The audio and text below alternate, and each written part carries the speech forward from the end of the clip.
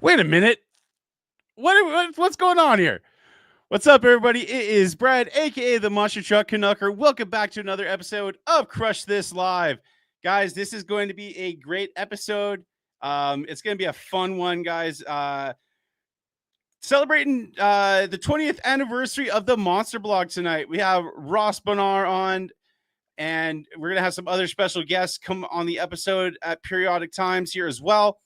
Cheech is with us. Cheech is currently on his way to Anaheim, California for a hot seat display. He is joining us from Arizona somewhere at a random truck stop. Don't know exactly in Arizona, but hey, he's going to be with us. It's going to be a great episode, guys.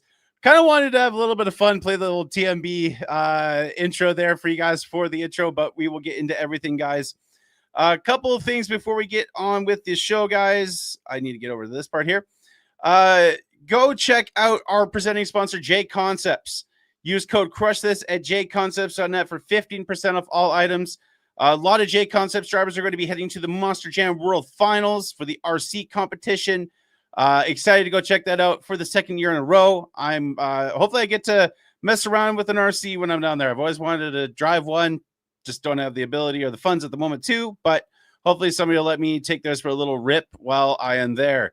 Go check out Monster Truck Attitude on Facebook and YouTube. Home of Thursday Night Thunder. So many other Revolution, Smashdown. All of Crush This Motorsports is being represented in this upcoming seasons. Cheech is switching to Rambo for one of these seasons to support one of his favorite trucks of all time, Rambo. And guys, go check out our buddy Bryce Kenny's book, Geared for Life, Making the Shift into Your Full Potential. I'm reading this one again, trying to figure out what's next going on for me with my health journey. But guys, we have so many other great people to thank. Back Channel Productions, that's also celebrating their 10th year anniversary. They just uploaded a video from the Fowlerville, Michigan Monster Truck Throwdown event. And, guys, it's going to be a great episode. We're going to play a couple of ads here, and we will be getting into it with the Monster Blog crew, guys. So a couple ads here, and then we will get into our chat. So stay tuned, guys. Are you ready to get in on the action here on the Monster Truck Attitude YouTube channel? Look no further. Head over to Facebook where you can sign up for all the great events we host right here on the MTA YouTube channel. Be sure to sign up for the events and register your name and get locked in with a monster truck of your own and get ready for the great thrills and spills right here on the MTA YouTube channel. Again, find us on Facebook, register for these events, and you soon will be competing in all the great events. We hope to see you there. And get ready for the wild and crazy action. Be sure to subscribe and turn on all notifications so you don't miss a beat right here on the Monster Truck Attitude YouTube channel.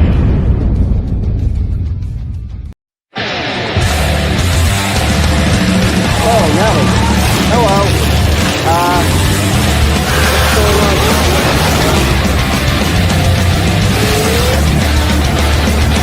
What's going on? What's going on here, Brad?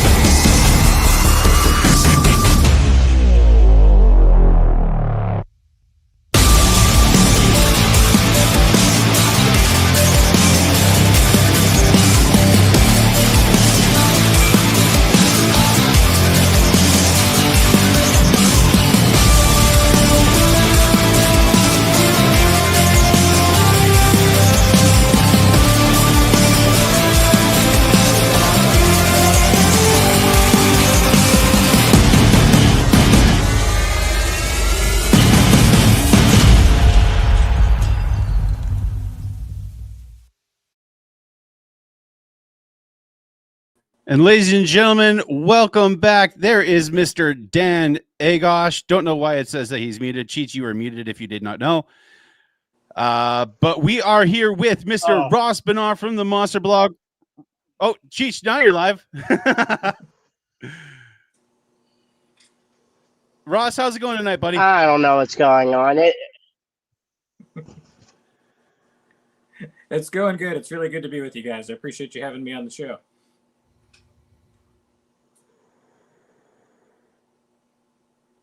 I was waiting for you to go there, Cheech. Yeah, so just wanted it's all right. I think there's going to be a little bit of a lag situation on my end, especially I'm in the middle of nowhere in Arizona. I think about maybe like 100 and something miles from Flagstaff, or maybe I think 100 miles from Flagstaff. So if you guys can hear me, that's cool. So I'm gonna try to do my best here and everything like that. But once again, Ross, thank you for being on. We've been trying to get you on. I think we had pretty much outside of, we had Chris, Colby, and some I think one other gentleman. But it's cool having you on in this segment, celebrating 20 years of the Monster Blog, 20 years also Miami, Oklahoma. I remember back when I was a kid, I followed like Truck World and all that stuff about the monster truck coverage. But it wasn't until I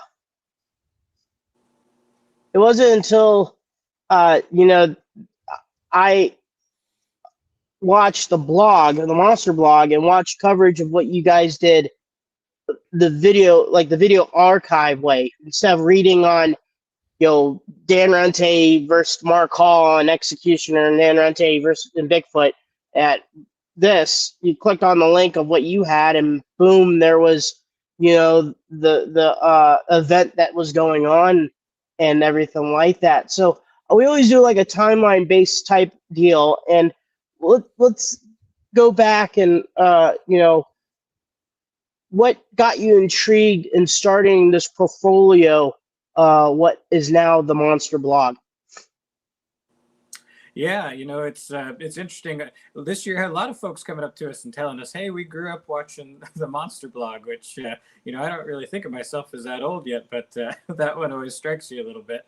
But it's super cool. And basically where the story starts of the Monster Blog is my wife and I were 20 years old, and we got pregnant with our first child, and I found out it was going to be a boy. And so I started thinking back to all the things I loved when I was a kid. And, one of the first things I thought of was monster trucks. I remember being 3 years old, going to my first monster truck show and meeting Jim Kramer and Bigfoot at that event. It was 1988 in Springfield, Missouri. And just staring up at him like he was just this amazing legendary figure, right? And so I remembered that, and I was like, man, it'd be really cool to share some of these things with my boy as he starts to grow up. But what's even going on with monster trucks these days? Because it's not something I had really followed through my teen years. And so we went on the internet, which still wasn't super, it's not at all what it is today as far as information goes. But we were able to find out that they were doing the Monster Jam in St. Louis at the Edward Jones Dome. So I said to my wife, hey, we got to go to this. And so we went, and it was one of those classic events, just absolutely amazing. Anyone ever looks back at the 2005 television show from St. Louis, you remember the Dennis and Tom action, especially Tom Mentz just going off in freestyle. And boy, you want to talk about getting hooked on monster trucks again. So when we left there that night, it was my goal was to find out, okay, well, what's going on with monster trucks? What happened to Bigfoot? Why is there a show in St. Louis and Bigfoot isn't there? And of course, that's one of those standard fan things is, the Bigfoot and Monster Jam story. But as we got out there and we started looking, I was just like, man, there's some good content out here. There were some sites going on like Midwest Monster Trucks with Jason Twite was a great site back in the day. We found the Monster Mayhem board, which all of us, I'm sure, spent a lot of time on back in the day. And but it wasn't a lot of just information that you could find. And through my teen years, I had done a lot of website building and stuff like that. And I was like, well, why don't we just spin up something? And that was the story of kind of how the Monster Blog got its start. Oh, man, you mentioned Monster Mayhem message board and some of those and that's how I discovered TMB, what you guys were doing was through Monster Mayhem, and I miss that message board so much. Just the random conversations that everybody had on there was amazing. And you were right. Like with Monster Trucks in that time, it was exciting because you had the whole Dennis and Tom thing that was going full boogie. Especially in those arenas. What like when you started seeing, hey, there's these independent shows kind of happening, Bigfoot's at different trucks. What were your thoughts as you were discovering more and more monster truck action outside of the Monster Jam realm at that period of time? Well, it was exciting. It was exciting to see just how big the industry had gotten, how many different promoters there were, different shows. But really, what I saw there was a lot of opportunity to bring people content from this whole other side of monster trucks that just really didn't get a lot of coverage. Because if you really think back then, it was Monster Jam that was on television, and the internet wasn't really huge at the time. But then the only way you would get to see anything else is on some of those one-off events where there would be television coverage of like a special event show. And usually it would just be like a quick highlight or something along those lines. And where the idea actually came from, we started with photography on the Monster blog because that was kind of the easier go-to to get into. But then we had some folks start sending us some videos. Like, hey, man, we love your site. We'd love to see our videos go up there so we can share them with people. And there's a couple guys from the Northeast. Charlie Wagner's one comes to mind. Marty Minzy was one as well. And those guys would send us in these little, low-res video clips, and we'd upload them. And people just loved the video content. And that's when I started thinking, we got to find a way to start doing video. So it was no more than probably 6 months in when we really started seeing that video was an area where we could definitely bring a lot of attention to the monster trucks that weren't getting it out there. So how did you set up? So let's say you're like Checker Flag or the promoters of getting yourself into getting the coverage to prove and have them trust you on going, we're trying to give you a platform to show your product to the masses. Not trying to tell the promoter we're taking advantage of you, but we're trying to prove to you that we're all working together as one. A lot of times, they hear, the fire up their butt going, yeah, I could do this and do that. And before they know it, they're, handing them a check and they're not doing anything. They take off running and then, they don't show up. But that's always a cool, interesting story to hear on how you first got the ball rolling. So do you remember the first show and the first promoter that went, okay, let's try this and see how it worked? And then after that, what was the feedback that you had?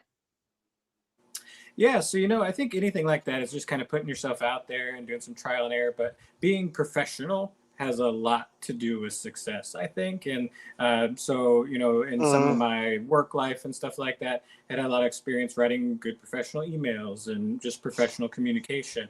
And I believe the first one that we really, really, truly attended as quote unquote media with our little tiny cameras was a Eve of Destruction event that was held at I-70 Speedway in Odessa, Missouri. So it wasn't even technically a monster truck promotion. It was a Speedway doing event that featured monster trucks. And so we wrote them an email, requested media access, and they kind of took a leap and let us come out there.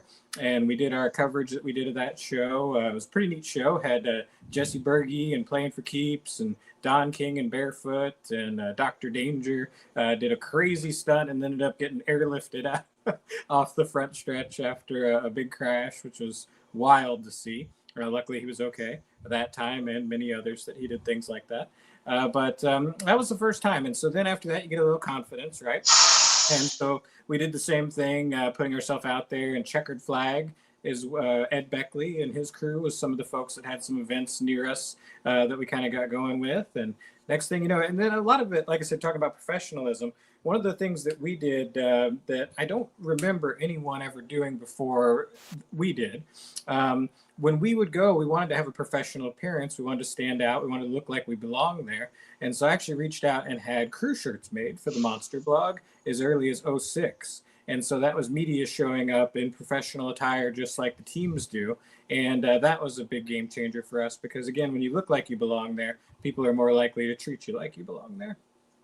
You know, I think when I think of the Monster Blog, one of the big things I feel like put you guys on the map was your highlight videos.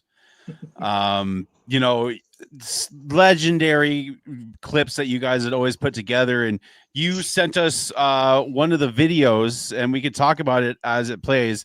Unfortunately, there's gonna be no audio as there is music over this, but talk about, you know, when you guys were starting to create the highlight videos and kind of your guys' thought process going into creating these awesome videos. Well, it was actually a fun idea we had the first year. So the first year was 2005, and we had just this little tiny Sony camera that we'd take into the events, and we would do video clips. And at the time, we didn't really have great technology, so we would even still frame those, and that's how we were doing photos initially, as we were kind of learning media and stuff. But at the end of the year in '05, I put together just a quick run of highlights from probably like the 5 shows or so that we did. And people just loved that. They went crazy over it. So then in '06, things really blew up. And that's the video that you guys are seeing in front of you right now. This was as things were kicking into full gear. And what's wild about this video to me is this was only year 2. So all these clips that you're seeing here is just our second year of doing this and kind of learning things. And we got to see some really cool stuff. And a lot of the stuff, and one of the things I think that really made us successful was the geographical reach that we had, because my parents lived in Arizona. And so my mom and dad, you know, their son was doing something, they wanted to support it, they wanted to get involved. They went out and got a camera and they started going and covering West Coast events. There's Miami, Oklahoma, and our buddy Andy Hoffman right there.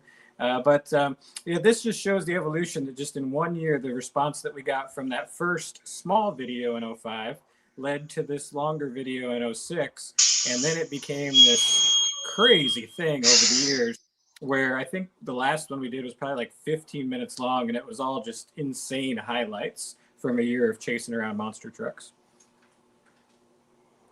And you're doing, and then, I mean, for how fast, you said this is year number 2, and I think year number 3, you're already doing the Major League of Monster Trucks.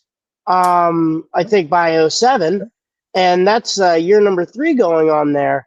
So the ball was rolling really, really, really, really fast. And the cool thing is we'll talk about it later, but you said there was a footage of Andy Hoffman at Miami, which I believe since the start of Miami, you guys have been there ever since, still to today, that event, if I'm correct. So you, yeah, the Monster Blog, yeah.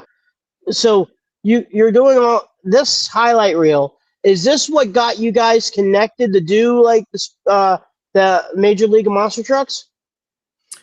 Well, you know, the Major League of Monster Trucks one was actually a little bit different story, because those events were a big deal, and they were treating them like they were a big deal. And so they were, you know, with us only being a couple years in, even though, you know, you're watching all the stuff that we put together in '06, you know, those guys, they were thinking from a very big, high corporate level as they were starting out. And so they were really expecting pretty early on that people like ESPN was going to be showing up to do their events and, you know, stuff like that. You know, that wasn't the case in those early days, but they were hesitant to let us in to cover those shows. So eventually, you know, there's plenty of emailing back and forth. We convinced them that we were professional and that we would do them, you know, show them off in a good light. And I think back at the time we had to even like go in and get numbers for how many people were viewing the website to show that it was a worthy for them to provide us a media pass and all those good things. And that's just some of the stuff that goes when you're newer and you're not as well known and established. But ultimately, it's a good thing they did, because the way that things ended up happening, of course, that series didn't work out beyond that original run of events. And there is no other real media coverage of the Major League of Monster Trucks out there other than what was done on the Monster blog, and that's pretty cool. I'm sorry. I meant to start this video earlier, but I just kept seeing Slap Wheelie Central, and I love old school slap wheelies. And later on, I'm gonna bring up a video that you guys put together in 2009, which still to this day is one of my favorite videos you guys have ever done. But like talking about like the MLMT stuff, like this was groundbreaking at the time. Like who, like if they could have continued, like who we could still be seeing MLMT around these days. What was it about being at these events? What made it so special and such like an awesome time period in the sport? Well, it actually kind of goes back to where we started, which is that, Monster Jam had become so big. And so the biggest stage in monster trucks was these stadium events being done all around the country, which were great. But it was mostly Gravedigger and Max, at the time, Team Ments and Maximum Destruction. But you didn't get to see trucks like Bigfoot on stages like that during this time period as much.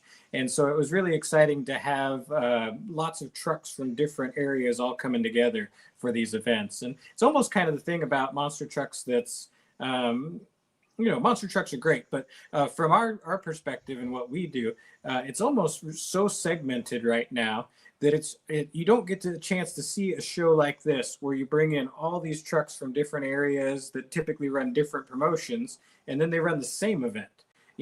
Nowadays you kind of go to this show and you see this set of trucks, and you go to this show and you see this set of trucks, or you go to Monster Jam and you see the guys that are running with Monster Jam that year. But these events were such a big deal and people were so excited and wanted to be a part of them that you got these just crazy unique lineups. And that's what made this so much fun, and seeing some of the huge names that came together to race in these series.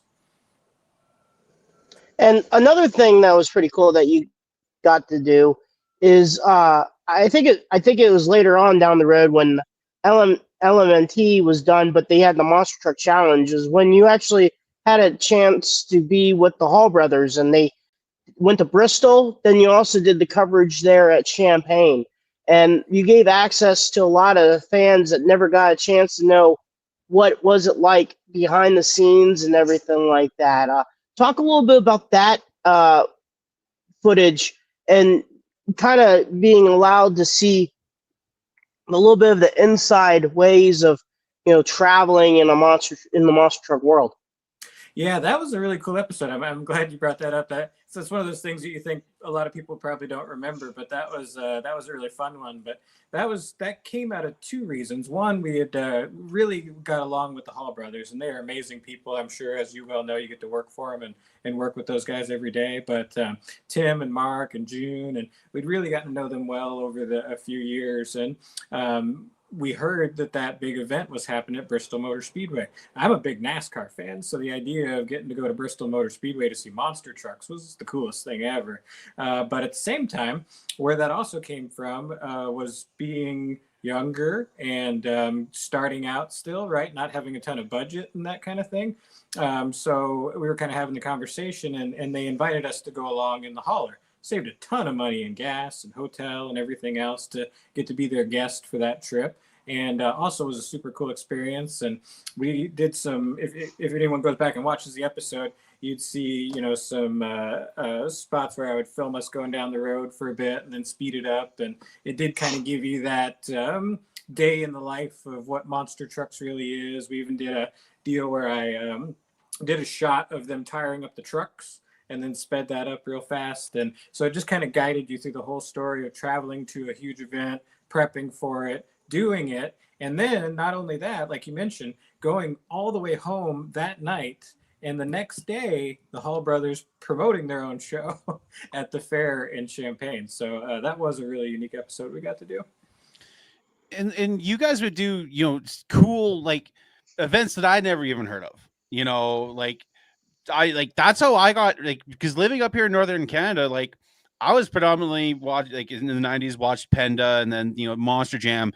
So I really, in my, teen years, didn't know a lot of other monster truck shows and promoters. And that's how I got introduced to a lot. And one video, and I mentioned it earlier, that I loved even back then, and there's because of one certain truck and driver that you mentioned earlier. I just got to bring it up here. 1 second. This is a surprise video. I'm in suspense. I like this. I love this video. Yeah, Okay. I watch this video monthly because What is it? it's Don King in Barefoot, Columbia, Missouri, 2009. And so you guys don't see him yet, but Coley Marshall is in the StreamYard thing, and he just burst out laughing. I love this video because it shows pure, unadulterated horsepower and the nastiest slap wheelies you will ever see. I have to ask, which one do you guys? Yeah, I'm gonna play it. Which one of you guys filmed it? And could you tell us the backstory behind this legendary moment in Monster? So this was pretty cool. This is Columbia, Missouri, at a small fairground, and Don King was promoting his own show. So had a couple of his trucks and a couple of trucks he hired out, and so this was entirely unnecessary, really. This was not the show did not need this, but this was just Don King. And I honestly would stand this up against just about any two-wheel skills performance because he hits all three. I'm pretty sure it's three, and every single one of them is just absolutely spectacular tail drag and wheelies. And I can't remember if it's right here or if it's later on in freestyle. But later on in freestyle, you want to talk about truly unnecessary. He goes way past vertical and then rolls the truck over for probably about 600 people. It's just you're exactly right. It's just the stupidest thing for this little show. Don King's like, whatever. And I agree with you. That compared to the two-wheel skills we see today, that would beat it hands down. I had to bring that up because it's one of my favorite videos you guys have ever put out. But That's a cool one. Yeah. that makes a good point though. Makes a good point because without the blog, I wasn't introduced to Don King. Without Monster Blog, for me, if it wasn't okay, so all trucks back in the day, they're all regional. But if it wasn't for the blog, I wouldn't have been introduced to Crustacean. I wouldn't have been introduced to Bill Payne and Rockstar and all what he has done. Without the blog, I wouldn't have been introduced to Larry Quick and his trucks. Barbarian was a key truck that I didn't know about until I watched Monster Blog videos. A lot of the CFP, but the Raising Cane and JR's team.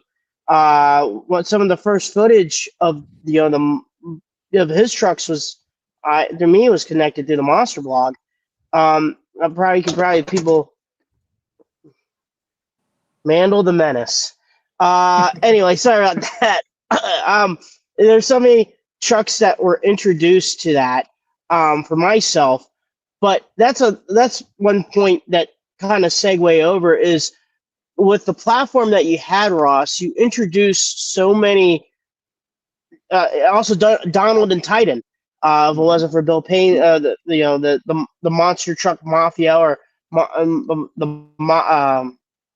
those, then the promoters like CFP, he helped out with coverage of the special events, introduced the Monster X, a big Monster X, and then right now, for me, you guys made probably the best arena show out there to help support with the toughest monster truck tour with the coverage of that. But I'm going too far ahead of myself. We'll talk about the promoters later on, but the trucks themselves, you brought out so many, for my eyes, you brought out so many identities to the masses that then what we saw with your coverage, it made me go, oh, I want to see real Rockstar at Bloomsburg. Out for you knowing about that, I mean, that's pretty cool to me. Yeah, and we've made so many great friends over the years too, and that's one of the coolest parts about it. Like another one is out west, Sam Sturgis, Sam and Ronnie Sturgis. Man, those guys were amazing, and they were out there doing that all along. But just the monster truck fan on a national level would have never known that those guys were out there hitting slap wheelies all over the place and just being or doing spins. Awesome. Yeah, exactly. And so that's the coolest part for me is that we got to bring exposure to those folks. And, of course, now it's different. You go to a show and everyone's got their phone out and it's on YouTube 10 minutes later. So now we've got full access to everything that happens. But back then you just didn't have that. And so every time we got a chance to really highlight those folks that were doing those amazing things, that was really neat for us. It was great for us because it was great content. But then those folks, so many of them then took that initial exposure. And, one of the things that you wouldn't think about when you were someone with a truck that had just kind of started out and stuff like that during that time period, most people's ultimate goal was to run Monster Jam, biggest stage in monster trucks, right? And try to get to the world finals. They needed content of you to see your truck, to see what you could do, to see how you could drive before they would actually let you book you for a show. And so the drivers would have to try and find people to film for them or stuff like that. And boy, they just started pointing them to the Monster Blog. And so a lot of these guys that got in there, several of them you mentioned, Crustacean and all those, it was all their videos from their years of running independent shows that gave them the content to get them in the door for the bigger events. When I think of the Monster Blog, in a certain an event that really put you guys on the map, it was doing the return to the Pontiac Silverdome. That for you guys, I feel, is one of the kind of turning points. You guys were only 5 years in to what you guys were doing. I believe it was 2010, and that was such a big deal because for many years that was a Monster Jam venue. Then it went away, but then 2010 they brought it back. Domination at the Dome, I believe it was called. Talk about when you guys got the call to do that event and the kind of leading up to it, because it was I remember that was an event that was very anticipated at that time. Yeah, so that was another instance that was a really big deal. And at the time, we did not know the folks that were putting on that event, which was Brian Scher now with FMG Events. And we're just very thankful they gave us access because for people you didn't know, we had a pretty big ask on that one. We said, we're bringing this crew of like 6 or 7 people to shoot your event. And them again, really not knowing us, they were very, they were great. They let us in, they gave us full access, and I'm really glad they did because we had 4 angles of video on that one. It was me, well, actually, I was shooting photos, so it was Colby, Caden, Chris Parrish, and my buddy Shane Skinner was our 4 video crew for that event. And so we try to do it just like TV, and this goes to a lot of Colby's expertise, is setting cameras in different spots and one up top. And the job that Colby did editing that particular episode we did was awesome. That is the closest we ever got to true television style. Like we kind of did a lot of cool stuff with TMB TV, and that was always the goal, was to do a TV style production without the time constraints of TV. But that was the closest we ever got to actually being able to do true TV, and that was pretty cool. My last video history I like to hear a backstory of was the New England trip that you did with, I think it was Crustacean, Eradicator, Backdraft, I think Iron Eagle or War Eagle, and I don't know who else, but you did a whole series of doing the New England shows. Even showed behind the scenes of the Crustacean and also traveling again also. Talk a little bit about that series of videos that you guys did. That was probably one of the most fun trips and events that I think we ever did. So this was 2010, I think late 2010. We had met Greg and Crustacean at the start of the year. And that was actually my first year of announcing, was on the Checkered Flag Tour in 2010. And so we spent weeks with Greg and we became really great friends. And he invited us to come up for that. He was working a deal with, I want to say it was Spud Speedway or something like that in Maine, right up by the Canadian border. And so he had put this deal together, but they needed someone to help announce the shows. He needed someone to help run them. And so he'd gotten Zane Ratu to come up and help with the running of the shows, me to come up and announce the shows. And then we tied in an early Brian Wagner All-Star Monster Truck Tour event. Might have been one of his very first shows with Monsters. in Vermont as part of that little swing. And we did another one of those ones where we kind of just followed along the road. But the coolest thing was Greg arranged with an old buddy of his take us out on a lobster boat, and all the monster truck drivers and everyone. And we got to be lobster fishermen for the day. And that was a really entertaining one. So it's really nice to know someone watched all that stuff, because we put a lot of work into that. But that was a super cool experience. Now, one question that I have is, you mentioned him a few times, Mr. Colby Marshall. How did you and him get connected? And whenever you want to bring him on, he is waiting in the wings. Perfect timing. Let's tag him in. Mr. MTRC himself, the man that created our intro, Mr. Colby Marshall. The only guy that has two screens. Well, So how's it going, gentlemen? So the story is, right, Colby, I found through the Monster Mayhem board, like so many of these things we started talking about. Colby used to do these really amazing old school monster truck highlight videos. Now, I don't know how many hours Colby spent ripping footage from all the tapes and everything and anything he could find. I'm sure it was many, many. But he kept making these really amazing videos, and everyone's like, hey, this guy's really awesome. And so we were going to get ready to do a show in St. Charles, Missouri, AMP live event show. And I had no videographer for that one. My usual guy's unavailable. I was still doing mostly photos at the time. And so I just reached out and I was like, hey, you're an amazing video editor. Any chance you shoot video? And Colby had to have laughed about that. Do I shoot video? Remember, the funniest part about this whole story is, Colby's a professional video guy, right? We were not professionals in any way, shape, or form. Nothing of any of those things that you watched so far was really professional. It was just what we could figure out to do at the time.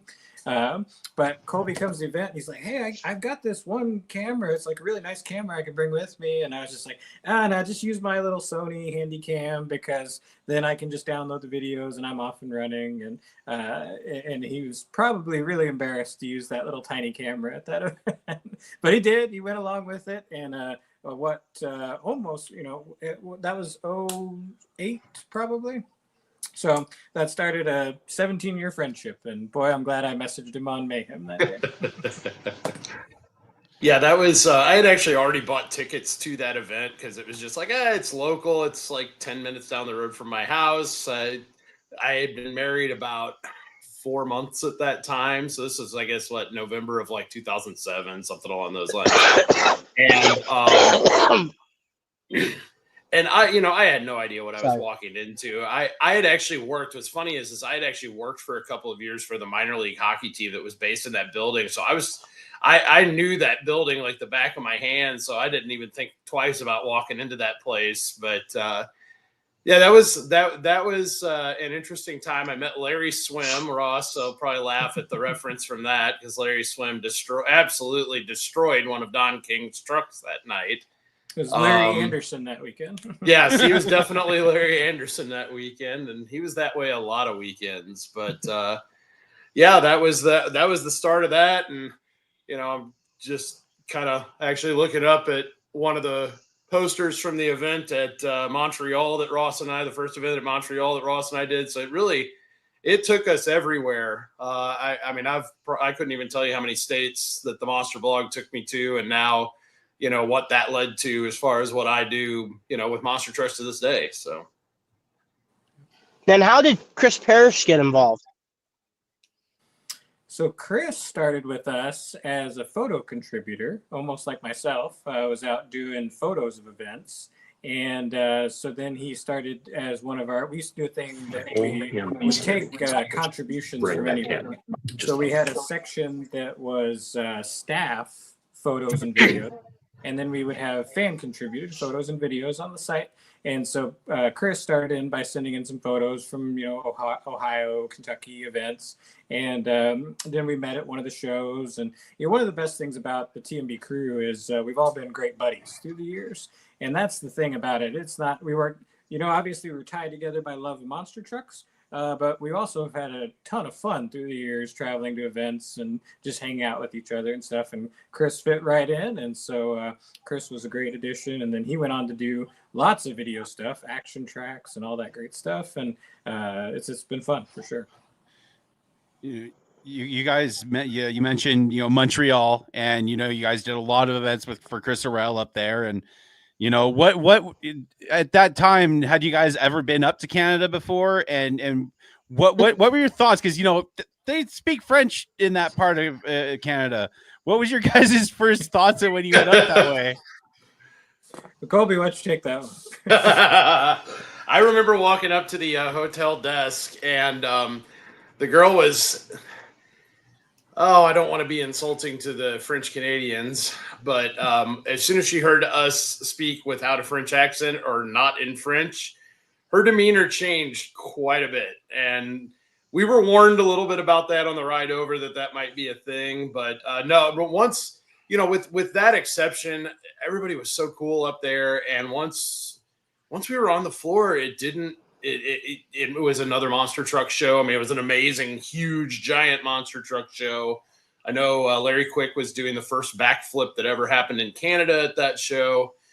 And I had bought this little handy cam because I was sure it was going to get crushed, and bought a fisheye lens for it, and was walking up to the top of that backflip ramp and setting that camera for his backflip attempt. And that footage was just so cool.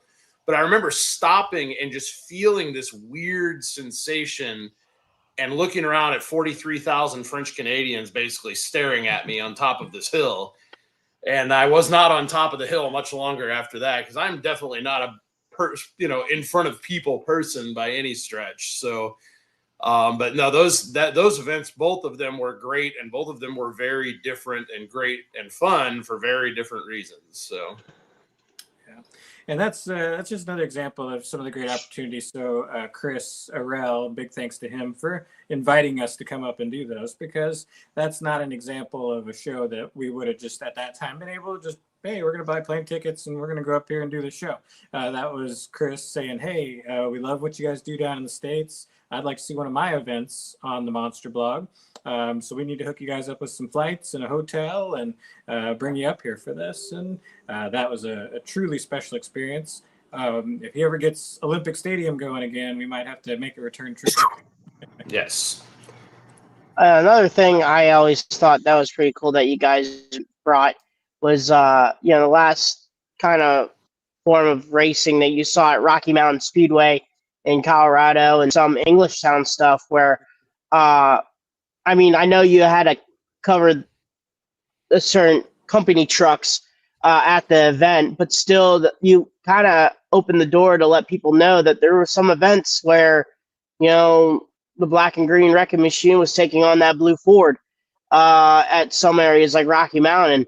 And I do thank you for you guys doing that, because that's, pretty cool seeing, or knowing about how that was going on, especially at Rocky Mountain Speedway. Rocky Mountain Speedway was one of the coolest monster truck events ever, and it's a terrible shame that track is gone and that it'll never happen again. Colby, I'm very jealous of, because Colby actually got to go do one of them, but I did not get to go out there myself. That really cool footage was from 07, I want to say it was, and it was my parents, the West Coasters, going up and doing that event. And it's almost like we were talking about before. It was one of these super cool lineups that brought in all different trucks from different areas, to be in one show. But we used to, when that was still a thing, anytime that the company trucks were running against Bigfoot, that was a super cool opportunity for us to go cover something and show people something that you just could not see at any other event or anywhere else. And so it only happened a few times. Virginia Beach early on was one of them. Springfield, Missouri, Springfield, Illinois was an example of one. But those were cool events. But funny story about that first time we went out to Rocky Mountain Raceway. The promoters there were so afraid that they would never be allowed to book Gravedigger again if we put out video of them, that our original footage of that event would feature everything but Gravedigger. And in any instance where Gravedigger ran, we just had to put up a title screen saying what had happened. Yeah. I forget what year it was from that event, but is when you had Dan Runte in Retrofoot versus Jimmy in Bounty Hunter. That's what That I still watching the racing from that. I watched it like not even a few months ago, and I was still blown away on how competitive that track layout really was. Because on paper it looks like it's one truck's going to have the advantage, but they made it always a very tight finish whenever those two ran against each other at that event. Wasn't the finals 2 laps? Yes. Yeah, those two.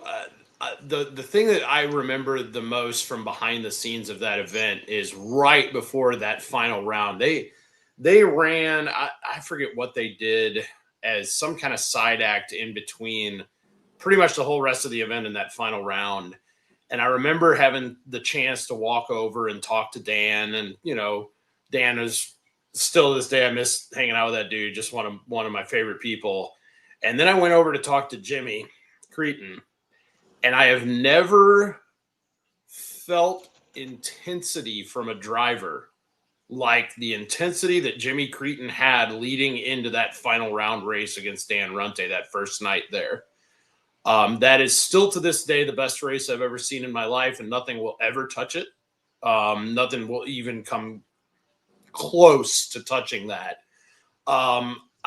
Standing in that flag stand, that was actually, I went to that event and basically bought myself tickets and, plane tickets and hotel and everything for that event as a congratulations, you just had your first kid present to myself. I was like 3 months out of a pretty major knee surgery at the time.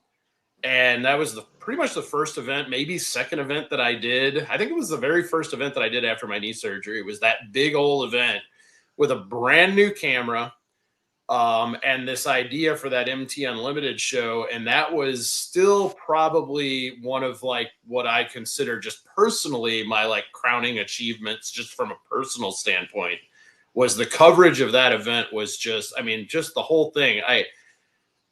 There were no GoPros. I had this little onboard camera that was attached to this little box, and I had to have my mom make like this padded. Yes, this is the race right here. This is, to me, the best race I ever saw.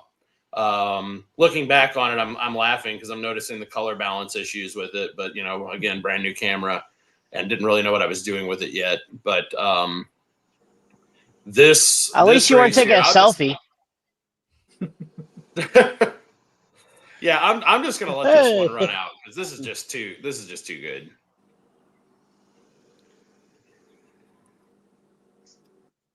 So that was lap 1, and yeah, every other race was over at that point. But for their finals, they ran the 2 laps, and the difference between the trucks for this race was the brakes.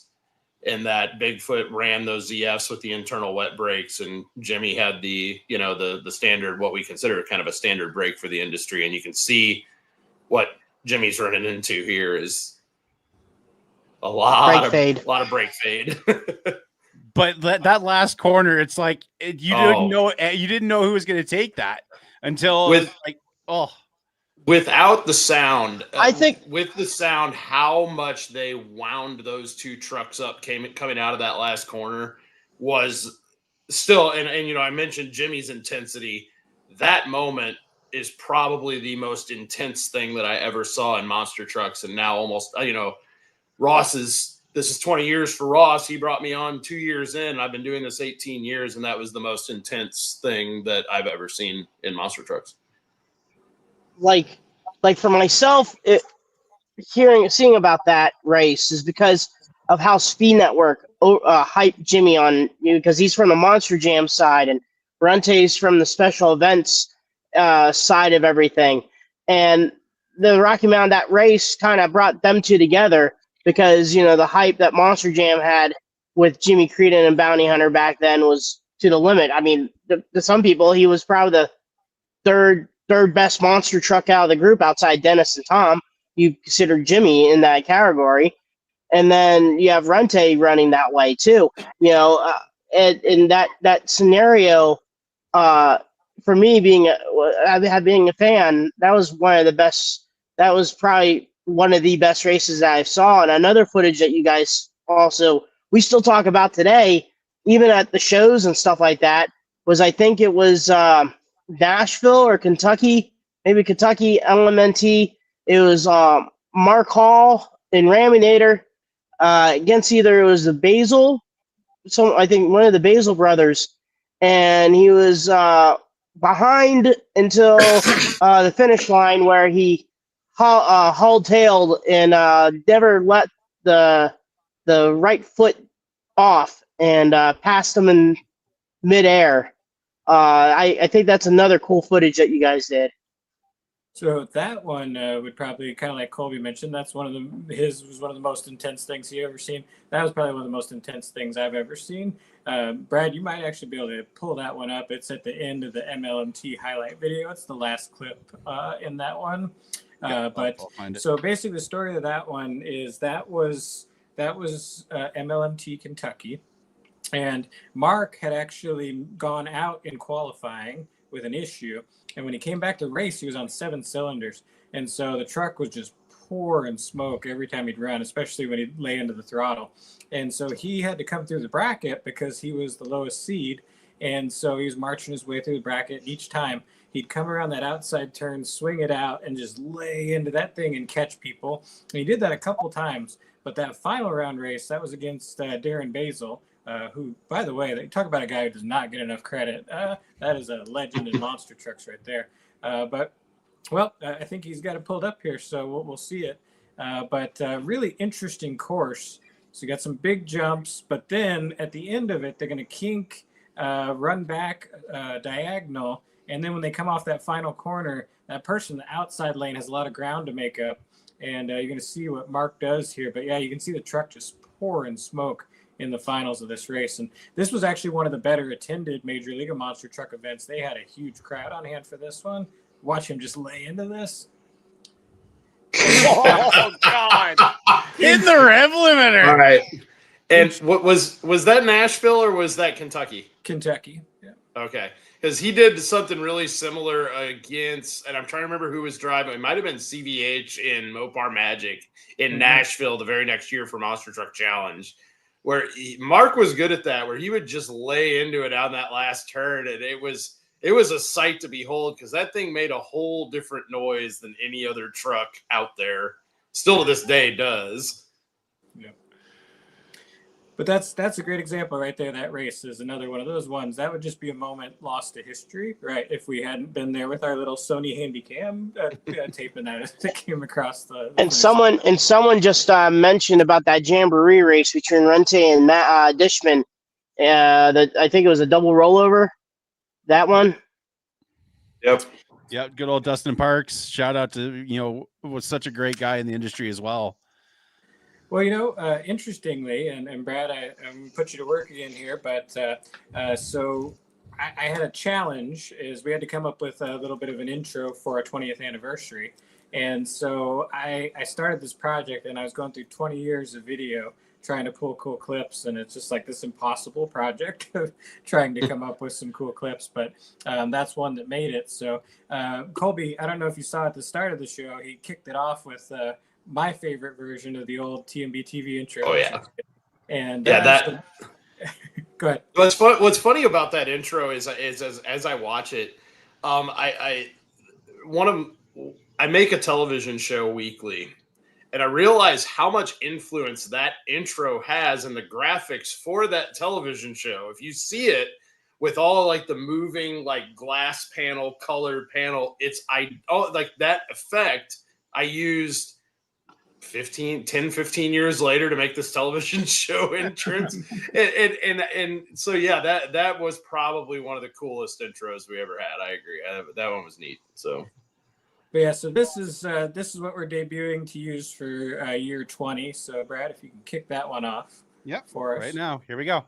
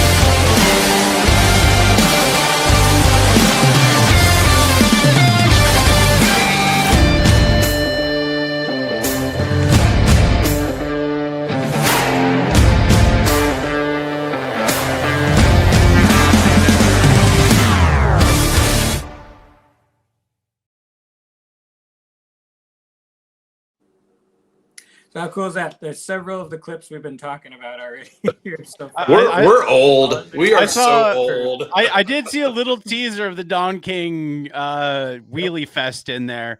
Another member of the TMB team has joined the chat. If you want to bring him, Mr. Chris Parrish. Oh no! We'll bring him in. I got to step away from it. I had to go use the bathroom. Cheech, I'll be right back. Okay. What's going on, Chris? Hey, Cheech. What's going on, fellas? It's good to join a little crush this. Sorry I was late to the party, but looks like I came in at just the right time running the teaser trailer, and good stuff there. Awesome. Getting exciting as we get into the 20th anniversary celebration of TMB, and as we head into Miami, Oklahoma this weekend. Should be exciting. For sure. We will get to that here in a little bit, but I wanted to, since we have all three of you here, you talked about the different products, the original Monster Blog, the Unlimited, and then you have Action Tracks. Do you guys still remember the talks that you guys wanted to do to make the blog into like kind of a monster truck channel with different coverages around the Monster Blog? Well, I think where that started was TMB TV originally was what I had come up with, which is trying to tie some interviews in with and then go into the coverage. And then, Colby had a different way of looking at things where he wanted to shoot things in like a really cool artsy way and bring it to you in that fashion, but not necessarily be on camera himself. And then Chris took it the farthest, which is, man, I really want to be like TV and I want to actually voice over the shows, which is a wild amount of editing work. So hats off to you, Parrish. Definitely a reason why I never took that on. That's fair. That's fair. Now that I'm this far in, yeah, I know. But so that was the idea is, especially the other part was we all had to keep it interesting for ourselves. Like I'm sure they'd tell you, they didn't want to do just a copy of what I was doing. Right. We all wanted to kind of do our own thing. And especially there when we were really hitting our peak during that time period, you would have, we used to call it TMB TV Tuesdays. And every week through the summer and stuff like that, it would be a different one. Also helped split up the workload for us so that, my episode could run one week and then Colby's would be the next and Chris's and then back to me. And it kind of gave us more time to edit while still keeping content rolling out there. We were talking about their individual products that they had under the Monster Blog umbrella with Unlimited, Action Tracks, and the original. Chris, you did yours also with like kind of the ESPN-S, TNN type scenario. I did help you. You're one of the first ones to say okay for me helping you out in Youngstown, Ohio. Which I saw how the detail that you wanted to have, especially bringing out a young product like the Toughest Monster Truck Tour in that scenario. For you being a fan of like IndyCar, horse racing, the sports in general, was how cool was it bringing that lifestyle back into the monster truck, the theme? Oh, I actually had a lot of fun trying to bring my own TV presence to it. Obviously, I've got a lot of influences over the years with my varied interests, all through motorsports, even college sports, professional sports. And so I took little bits here and there and just tried to take some influence from those and tried to add them in there. But I had to keep my own flair because I certainly had and still have my own special cadence and timbre of voice in my voiceover. But it was something that I progressively developed over the years, and hopefully I've gotten better. I admit some of those early on episodes, there was progress in the making. There was potential, just had to develop things. And so it was fun bringing that in and trying. Also, one of the key points of the television broadcast was I really had to keep it concise. I tried to aim for that 23-minute to 43-minute, one or the other. And with some of these shows, there's a lot of content, and it was hard to edit things down and still get the entire scope of the show. But it still allowed me to tell a story. The Army Armstrongism. I was trying to tell a story through editing and through voiceover the whole time. The one thing that I loved about the different shows is it showed a different aspect of the sport, you know, and you know, and especially with the events you guys are going to, and you know, we're going to get to the Miami, Oklahoma, you know, which you guys are going to be involved in a very big part this year. But one event I want to bring up is Chico, California. That was another event that you guys were very well known for. You know, that's where we got to see a lot of careers started, but you know, Donald Ependendio and Titan. You know, we got to see Bill Payne go absolutely buck wild at those events. Talk about shooting those events in Chico and just how special those events were, and you know, the you know, just being out there for those. Well, as a starting point, definitely want to say thank you to Danny Torgerson, because all that would have never happened without Danny.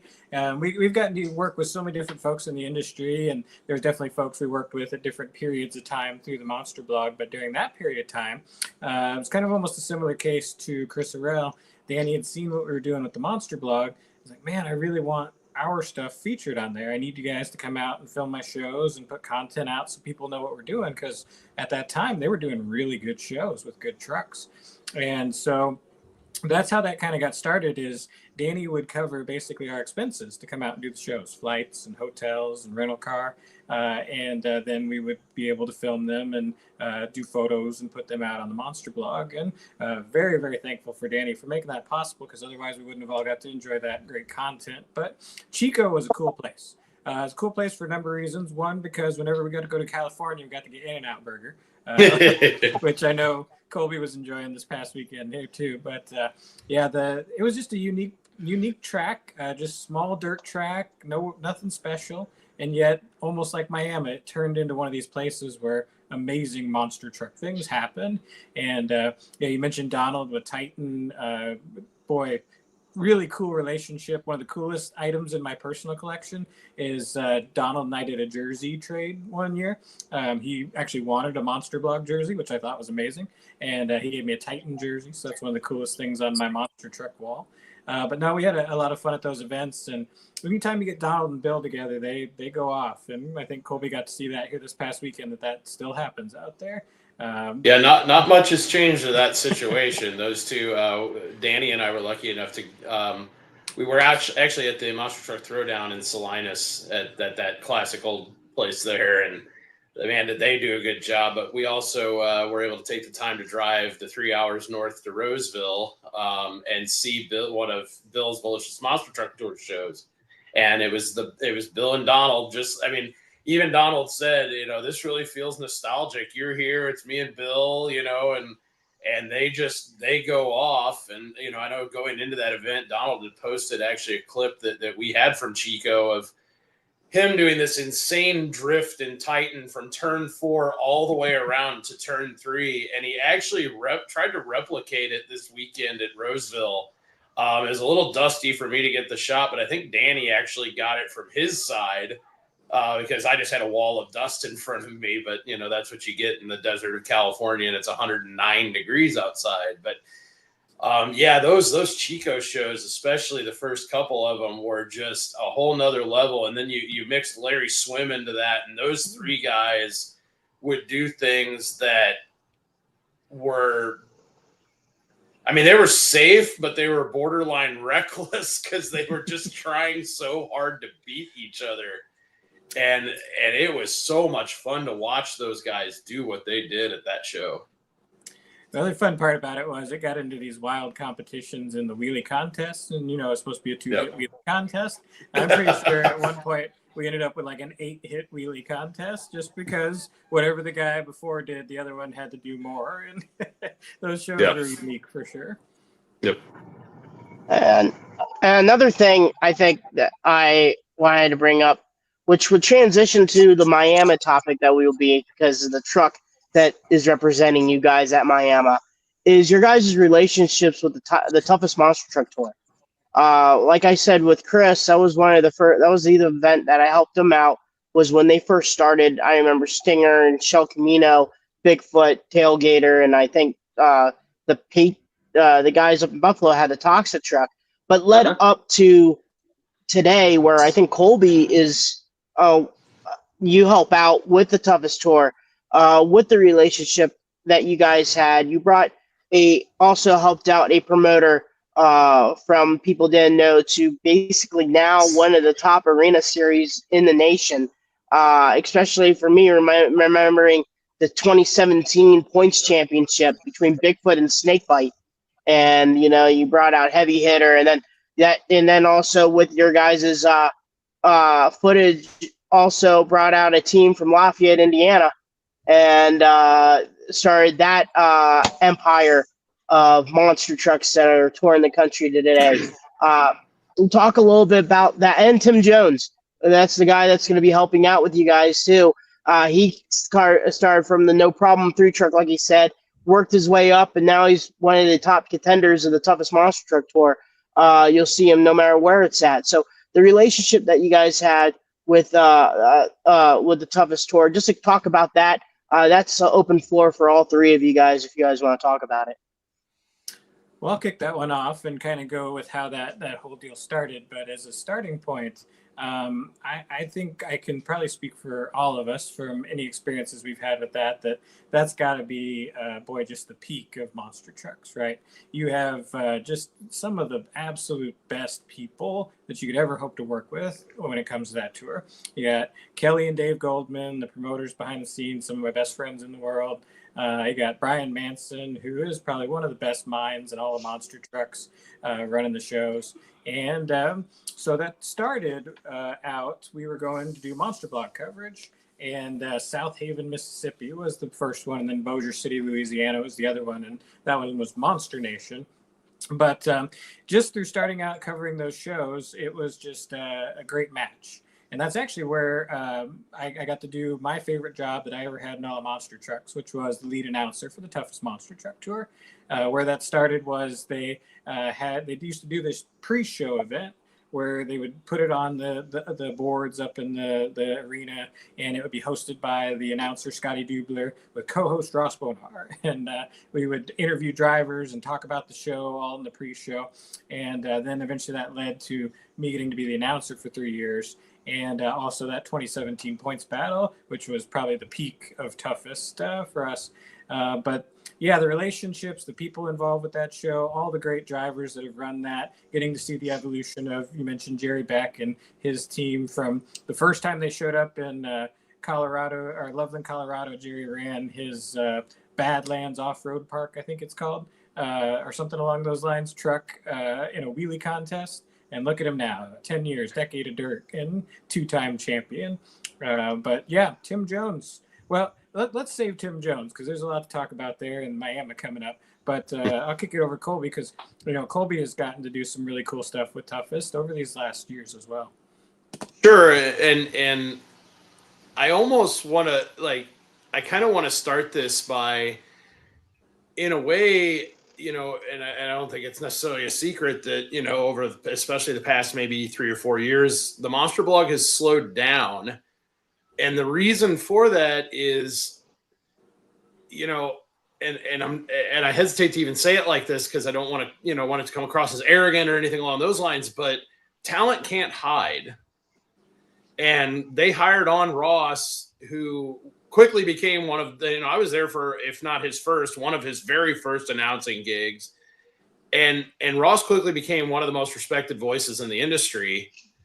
And Toughest Tour realizes that. And the people involved with Toughest Tour, from Dave and Kelly, the Goldmans, to Brian Manson and his crew, they recognize that. And, they recognize the talent that a Danny Moss has shooting, photography, and just his passion for this industry. And, they were able to kind of figure out what I could contribute to their shows with, graphic design and the overall look of the shows. And helping call the shows from my television director days. And so in a way, it's been great for all of us because, Ross was able to have kind of almost like a second career. I've got a second freelance gig out of this that is, and I won't dive too much into this, but just over 3 years ago, I moved from St. Louis to Mobile, Alabama, and without the Goldmans, that doesn't happen. And so, that's where life has taken us, and I absolutely love it. But I guess I just wanted to kind of, reiterate that those guys saw in some cases just some raw talent, and they recognized it, and they have put it to great use, and at the same time have also taken very, very, very good care of us over the years. Another, cool thing with the toughest tour and you guys is we got to see, guys why am I blanking a name right now? Dalton Widener, come out and run that season and win the championship, and just launch his career. And now look at him. He's competing for the second year in a row at the Monster Jam World Finals main field.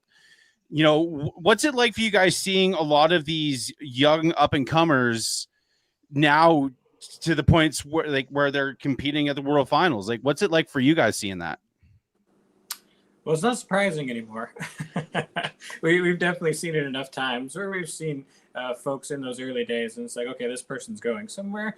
And I remember being at Dalton's, I want to say it was his first or second show that we did in Arkansas, I want to say it was. And I think he was the B truck driver in Kamikaze, and he did a really nice job. So, okay, that's someone who's going somewhere. And then just a few weeks later, we were doing a Toughest Monster Truck tour in Kansas City area, very small arena, tight confines. And it's one of those ones where you get a little nervous when you get a driver who has not driven a lot in a venue that's that small. I remember being at the drivers meeting, and they were kind of giving him a little bit of a hard time. It's like, hey, you're the new guy. This is the toughest tour. This is a big deal. You need to be careful and take care of things. And I was like, guys, I just saw him last week. He did a great job. This guy is going to do well. And look at him now. Another guy you guys talked about, which we have to say, like you guys said, the peak of toughest was 2017 was Josh Gibson. That the driver.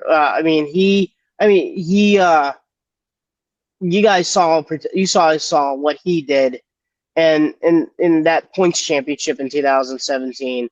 Talk a little bit about him. Old Vinny Venom. One of the nicest, most genuine human beings, too. I want to start with that. Is we talk so much about monster trucks, and he's such a great driver. We were just talking about Dalton. Dalton, I just saw for the first time since that last event. I just saw him in Salinas since that last event where he won the championship for Toughest Tour. Another one of just like the coolest guys, like just walks up, throws his arms around you. It's like, oh, it's so good to see you, and Josh was just like that. And that battle all year, they made it so easy for me to do my job, and there was so much to do, but I don't even feel like I worked, because that battle was just so intense and so close.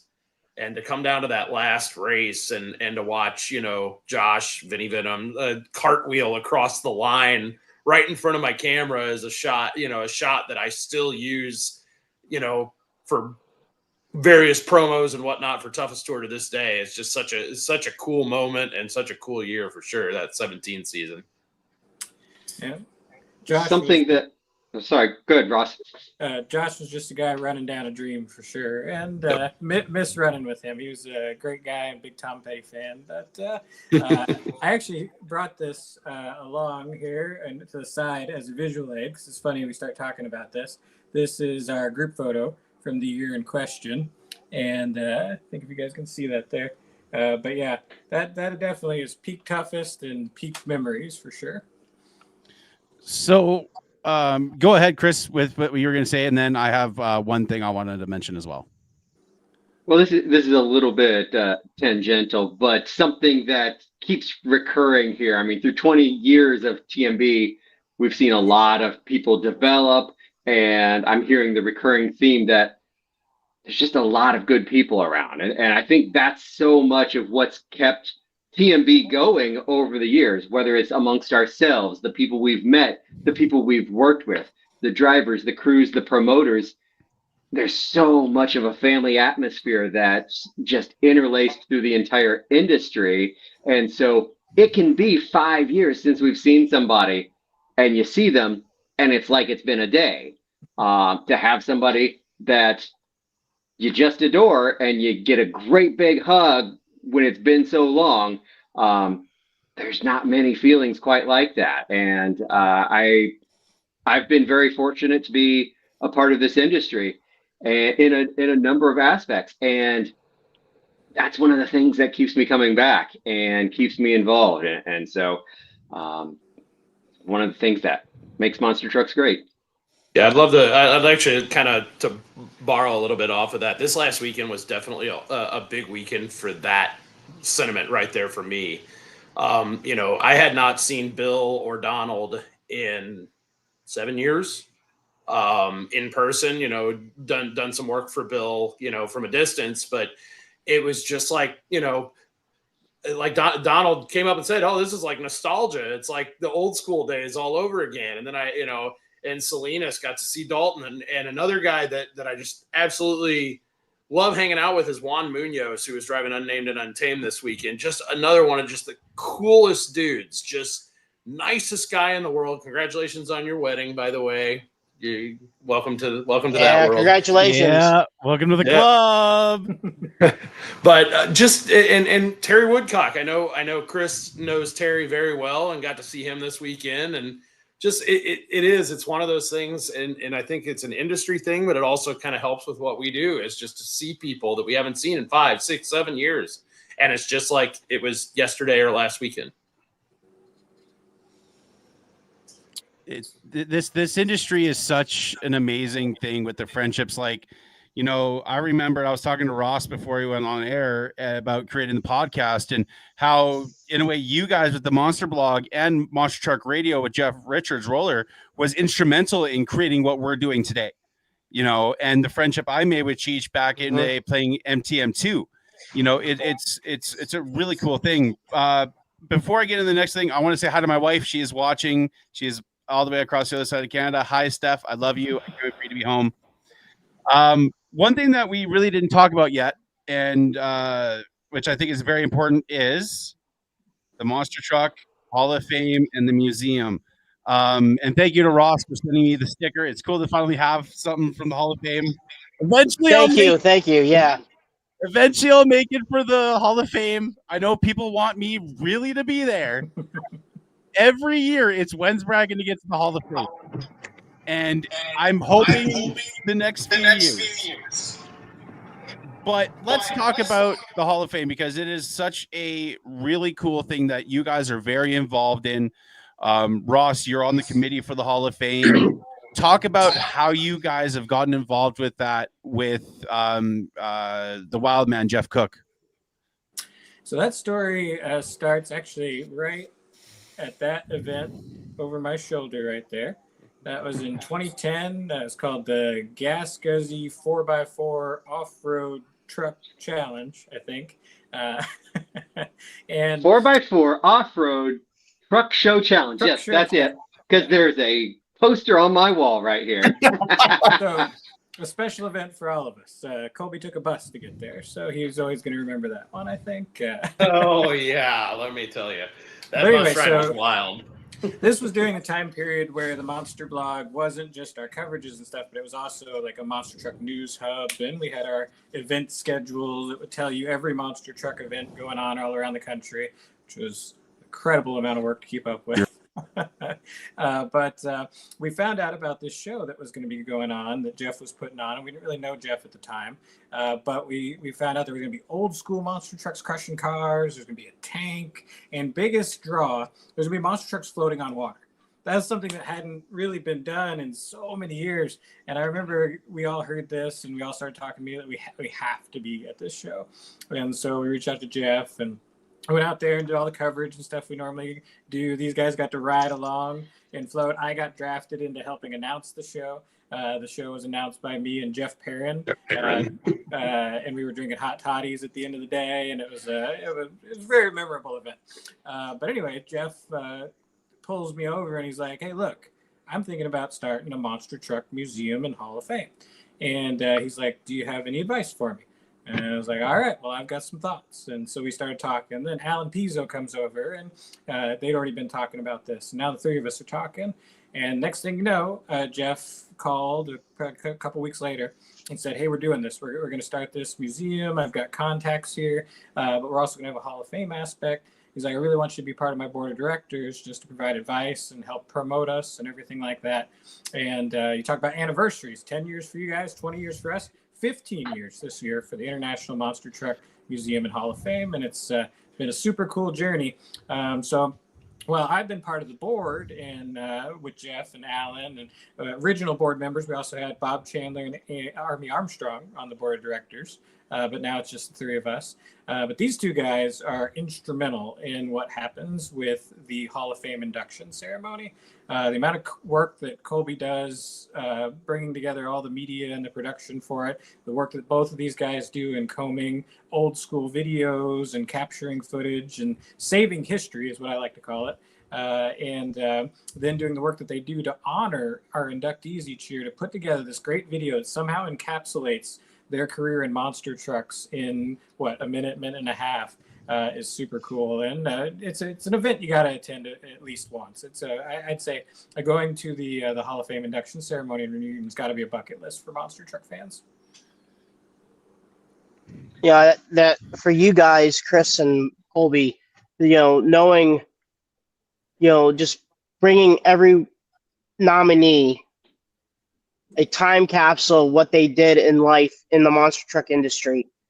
And also what you guys do in the meet and greet too, really, really helps out, bring out fans, members that have been not showed up for many years that probably had a very bitter taste in their mouth, but they went back to the Hall of Fame and now they're building trucks back and running and coming back. I never thought I would see Fred Schaefer back, but somehow or some way he came back to the Hall of Fame.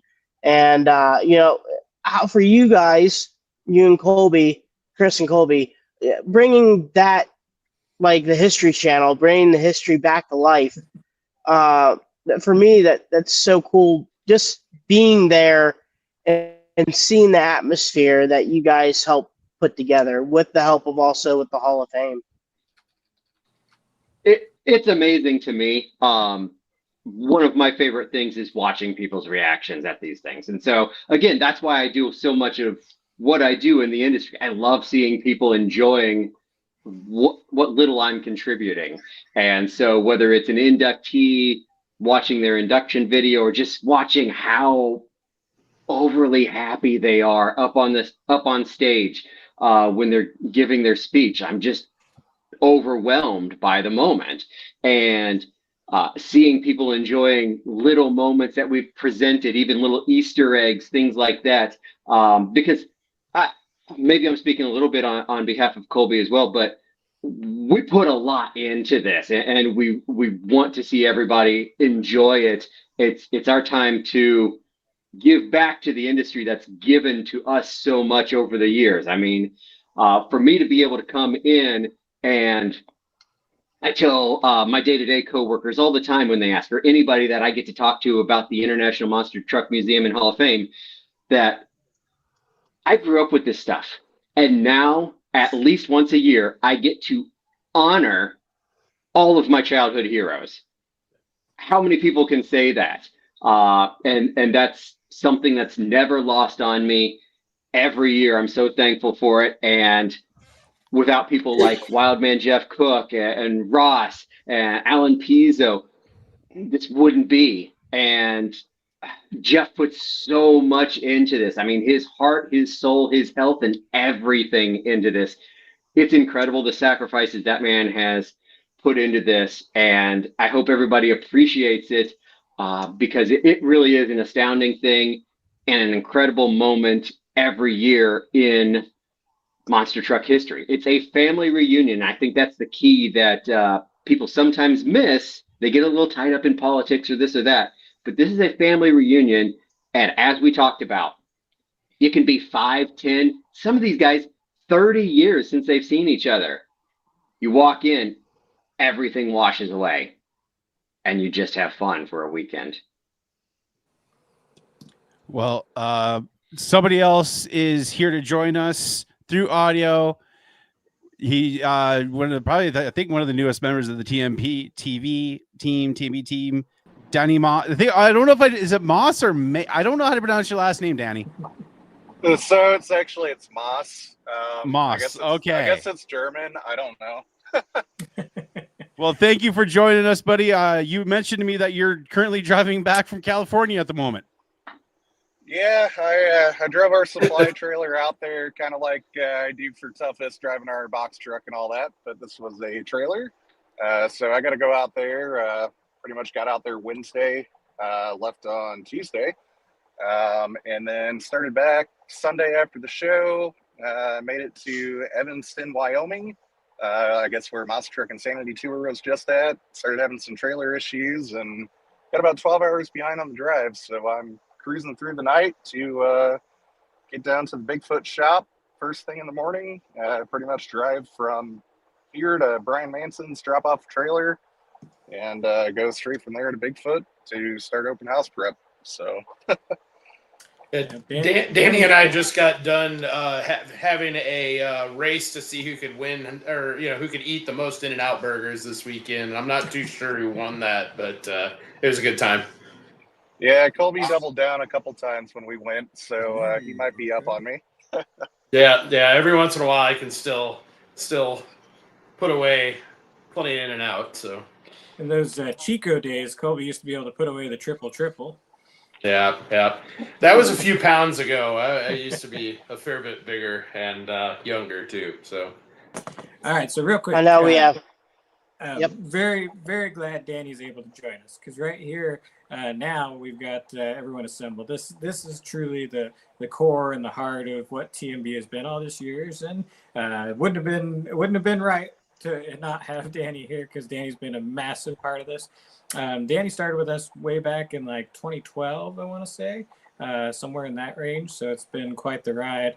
But I gotta give Danny a lot of credit, because Danny, more than anyone else, has been the person who's really kept me into all this stuff.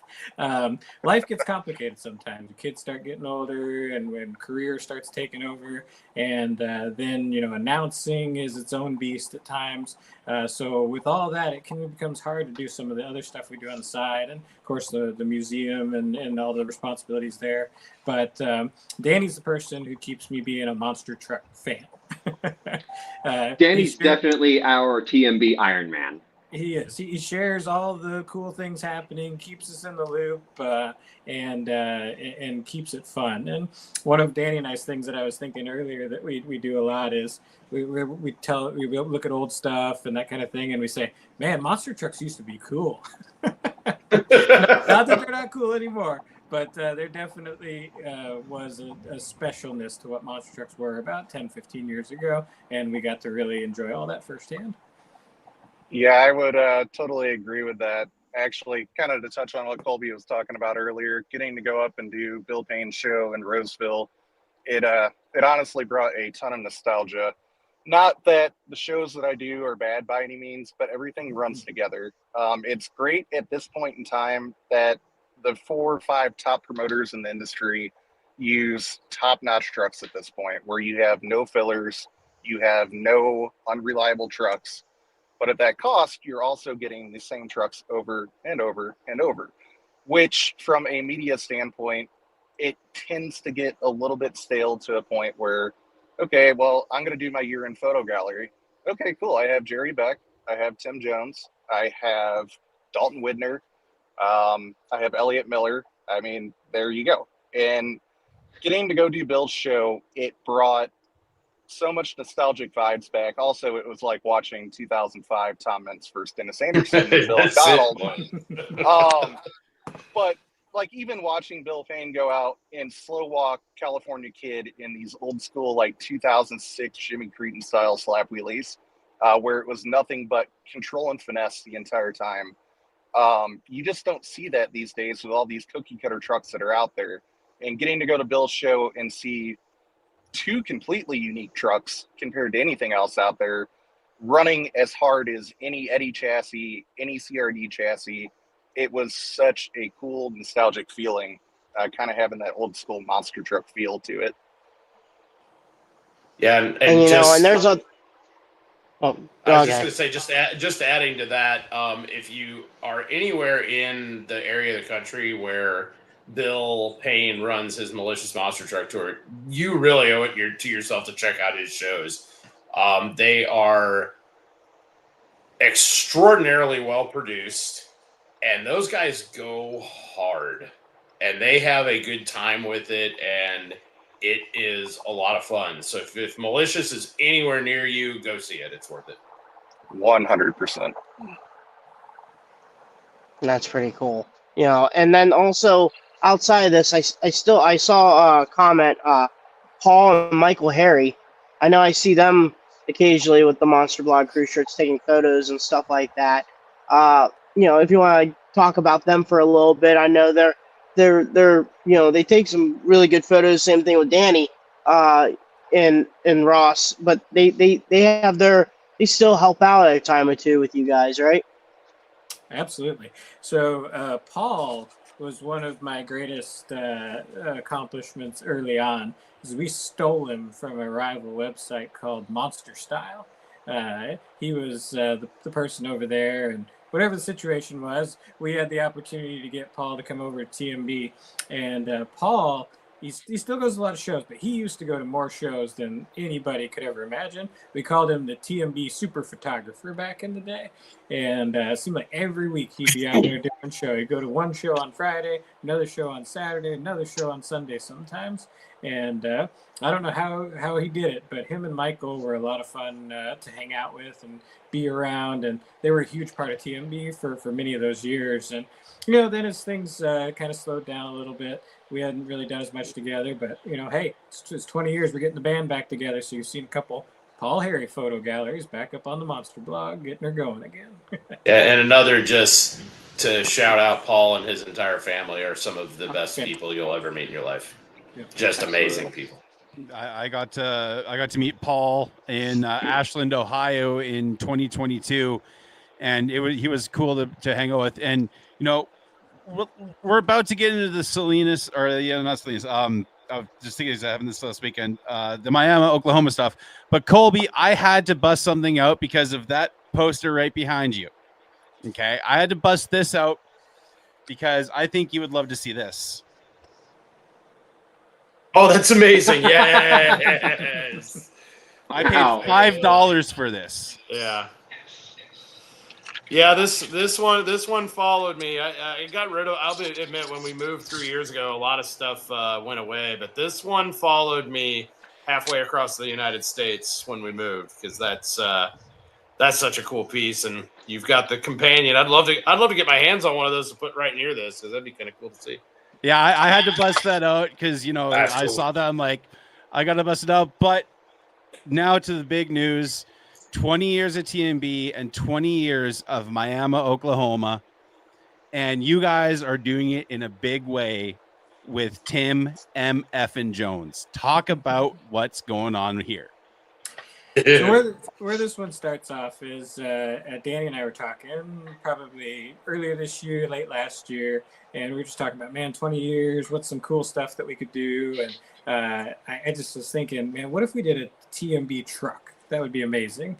But who would be willing to do that for us and stuff? And we started thinking about, you know, I wonder if Tim would do that. And Danny, and they were on tour this winter, and kind of Danny put the bug in his ear to see if that would, and Tim was super excited about it. And that alone is an honor, is that Tim would even want to do it or even care. But then if you think about Tim's story, Tim's story, and I saved it for this moment, is a lot similar to some of those other guys that we mentioned. It started on the Monster Blog. It started at the Monster Blog in Washington, Missouri, I want to say. I think that was a Colby episode, I'm pretty sure. That it was. I was just thinking about that one just a minute ago. And it was 2014.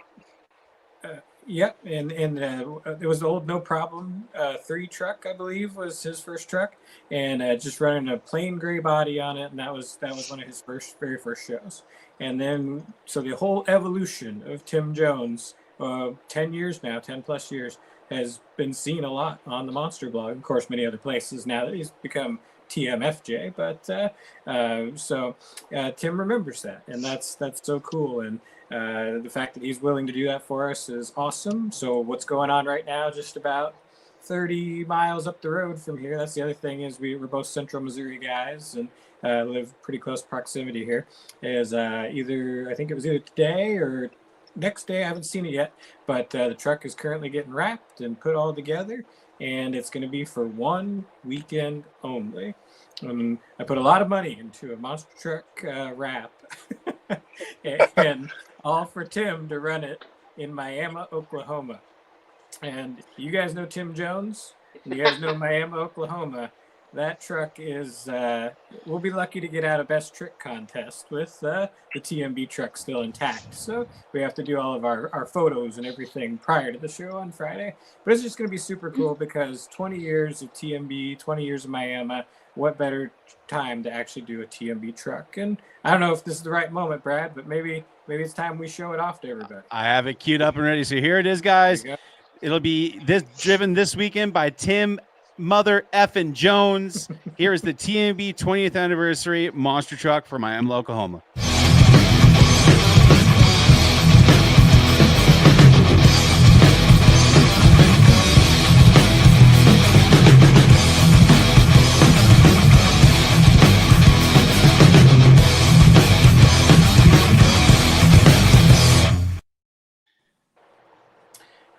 All right.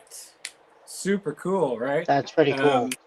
So much history. I got to tell you a little bit about this thing, though. There's been a lot of work to go on this. First, I got to start with another guy that we haven't mentioned yet, but his name's Nathan Hills, and he is an absolutely fantastic designer. He did our 20th anniversary logo.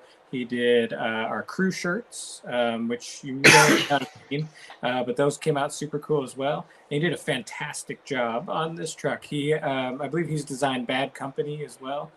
So that's, the Wild Side World Finals truck too. Yeah. So he's done a lot of amazing stuff, and he's done an incredible job for us. I'm so glad we got hooked up with him. But we're really, really excited about how the truck came out, but there's kind of a little bit to it. When you look down the sides of the truck, it is film strip squares. And in each film strip square, there's 4 photos, and there's also a year. So 2005, and then going all the way to the other side of 2019. So there's obviously 2024. Obviously no 2025 because that's when we're in now. But all down the side is photos from each year with that year in it. And we tried really hard. Danny and I spent a lot of time on this. Combing through photos, and we tried really hard to make sure that so many of the folks that have been helpful to us and friends and important are represented on that truck, and we're really excited for everybody to see it. And then also with the truck too being there, we all mentioned 20 years of Miami. Having the Map Motorsports connect with you guys. Outside of the Miami, you guys also do, I think, Springfield, Missouri also. Sometimes you see the footage and stuff like that. Talk about the relationship and the opportunity that came about of bringing the Monster Blog product to the Map Motorsports Miami show. Yeah, so that's another great example of one of those emails I was talking about early in the show, asking if we could come out and do media coverage at their event. And just happening to be lucky to just fall into an amazing friendship that's lasted all these years. John took a chance on us, and it was so welcoming and gracious that first year we went there in 2006. to do coverage. And it's amazing how that show has evolved over the years, these 20 years. It's become this huge, can't miss bucket list, event of the summer for monster truck fans.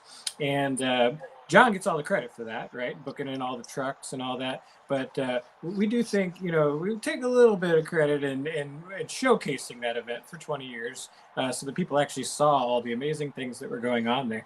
Because in 2006, when we started that event, it was only 6 trucks, which is hard to believe now. It was 6 really good trucks, right? We had Bigfoot, we had Andy Hoffman, but now we've had as many as 14 in certain years. This year we've got 12 of the absolute best trucks you'd find anywhere, all in one place. And it's going to be incredible. But then too, John has just been a great friend through all these years. He's one of those guys that's not only allowed us access to come to the event. If he has a good weekend, sometimes he'll slip a little envelope with a few bucks in it to help out with gas and stuff like that. And those are the kind of things that, especially early on, you can't quite express into words how important that is for what we did and that kind of support and helping out with a hotel room here or there. And now I'm proud to say that that's my new gig. This is my 3rd year being the lead announcer for Matt Motorsports and the Outlaw Nationals Tour. And one of those events that's included in that is Springfield, Missouri. That's the place where I saw my very first monster truck show at 3 years old. And pretty neat every time to walk into that fairground and announce that show each year. And I think that's a really cool moment, to be able to do stuff at your hometown event. Unfortunately, my hometown event ended with me falling over a hockey dasher, and most people know famous for that. But being able to do events like Cheech got to basically drive at his hometown track at an event. He's doing that again this year. Ross, you announcing at your hometown event, like that's always got to be such a cool thing to be able to say, like, hey, look at me, like I'm in my hometown doing what I love. And it's such a cool thing to be a part of in the industry, I feel like. For sure. So one of the things that we do have leading up, and I was hoping to get it out already, but I'm hoping to get it done tomorrow, is we're going to be doing a post on the Monster Blog and on our socials. But I've combed together the links to all 19 years of Miami coverage thus far. And so what we put together is the year and the link to the photo gallery and or the video coverage for every year that we've done Miami, Oklahoma. So we're going to put that up and let folks walk down memory lane a little bit. There's only the hardest core monster truck fan I think is really going to actually take a lot of time to click through 19 years of Miami. But we're going to put it all in one place just so you can see, yes, we really have been doing this for 19 years. And this weekend is going to be number 20. Some of those old YouTube clips when they had the 10-minute limit, there'd be a lot of clips to track down. It was indeed.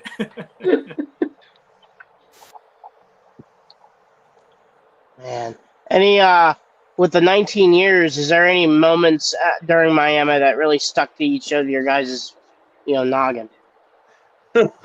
Cheese on a stick. Yep. Of course it's food. Which Colby and I also got to relish in this weekend in Salinas. Out of all places, they had a fried cheese on a stick stand there.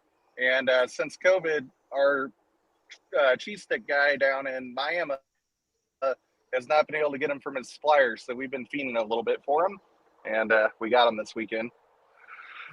Yeah, I know I could go for an hour telling Miami stories. The two that stand out are Sean Duhan running our flag there, like he did in Pontiac too.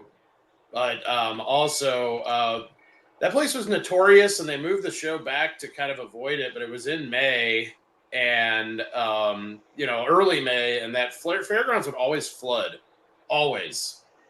And somewhere along the front stretch is still one of my shoes buried about 18 inches in that mud, and I never found the shoe because it literally created like a Naples style sippy hole, and I found it real fast.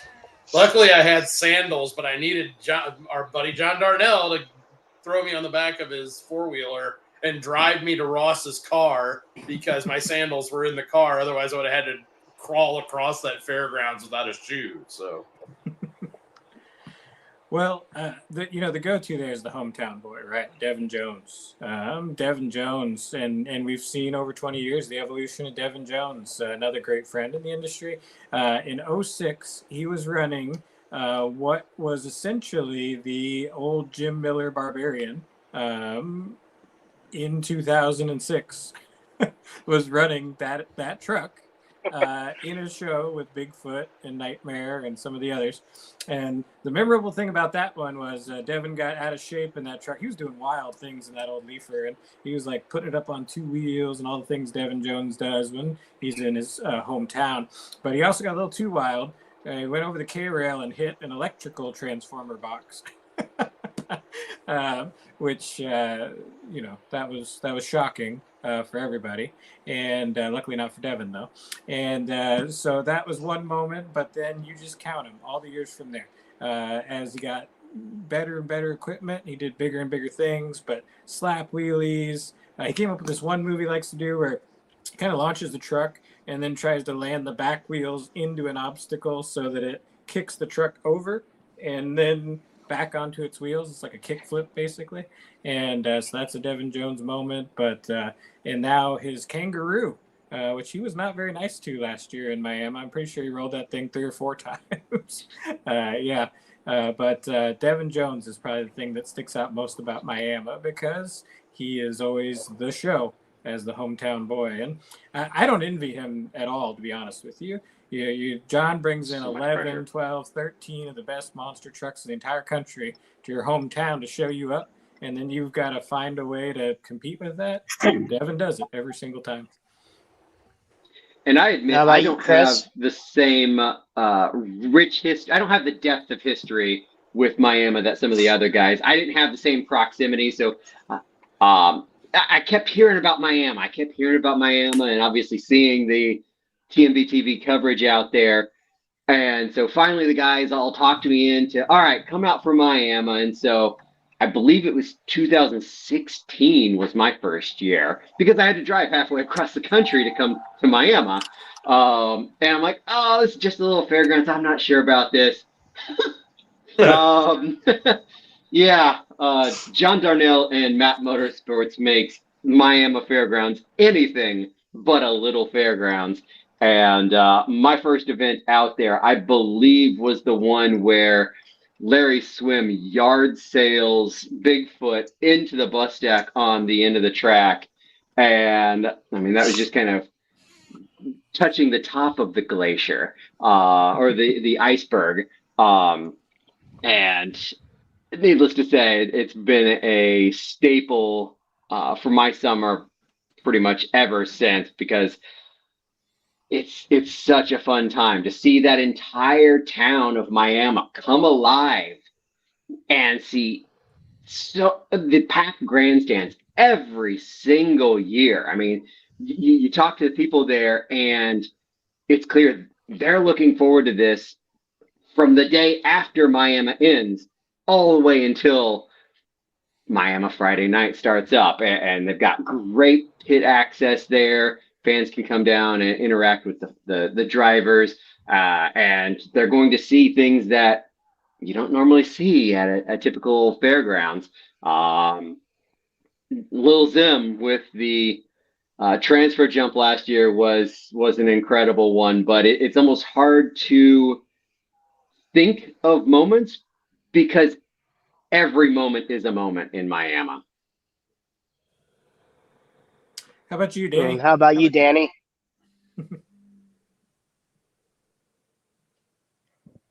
Wake up, Danny. Danny, did you crash?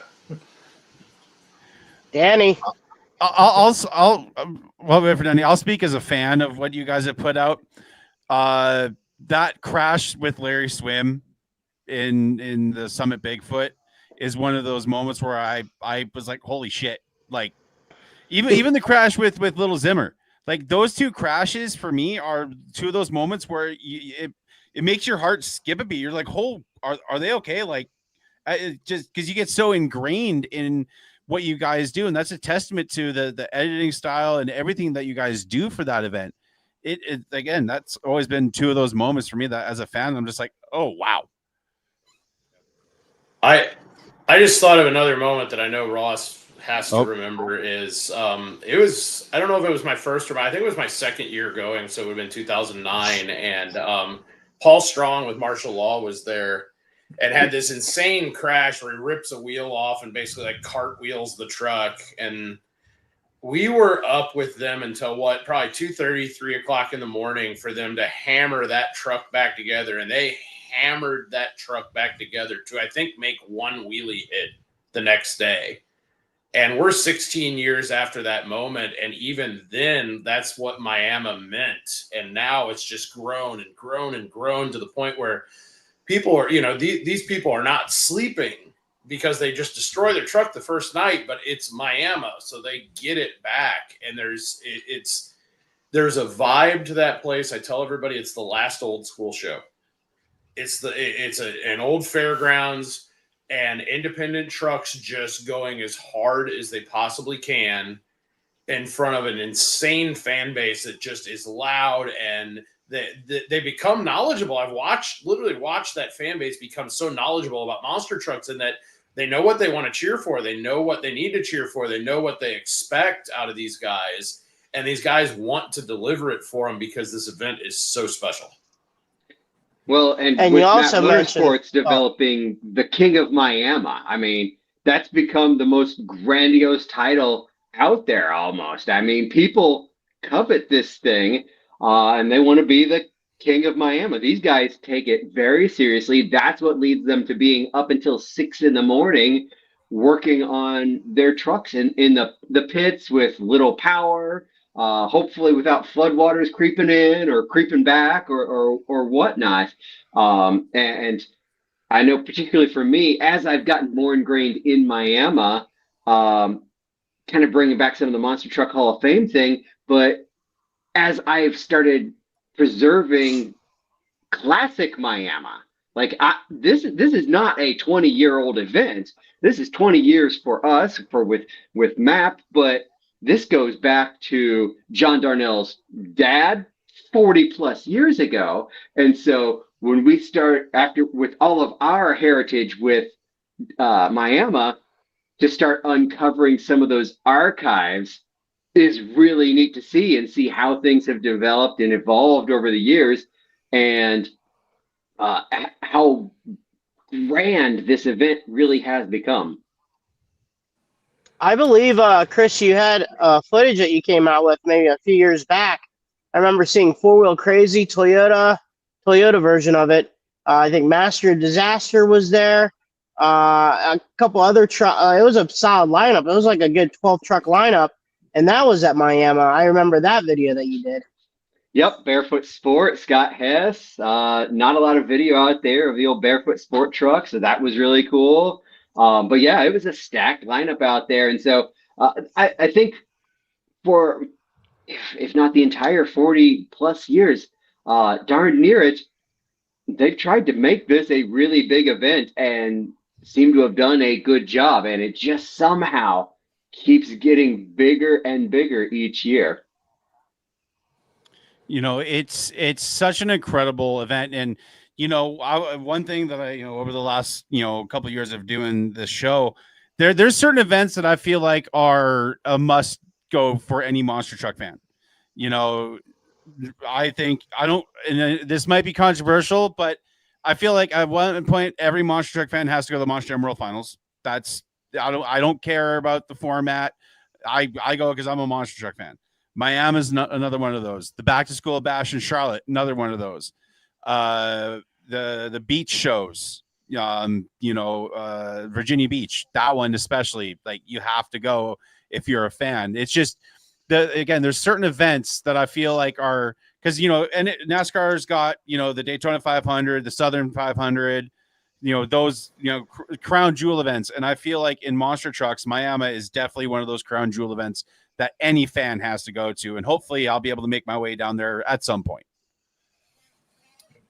Undoubtedly, for sure. And we've talked about that a lot over the years of all these, incredible special events and how lucky we've gotten to cover those. Virginia Beach being one of those. And that's actually part of our TMB 20 celebration this year, is that we are going to be putting out a lot of TMB TV, and we're trying to hit some of the biggest events that are going on in 2025 that we can cover.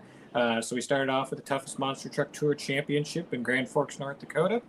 Next up, Monsters on the Beach in Virginia Beach. Now we're doing Miami, Oklahoma. Still to come up later this year, we've got the Back to School Monster Truck Bash in Charlotte.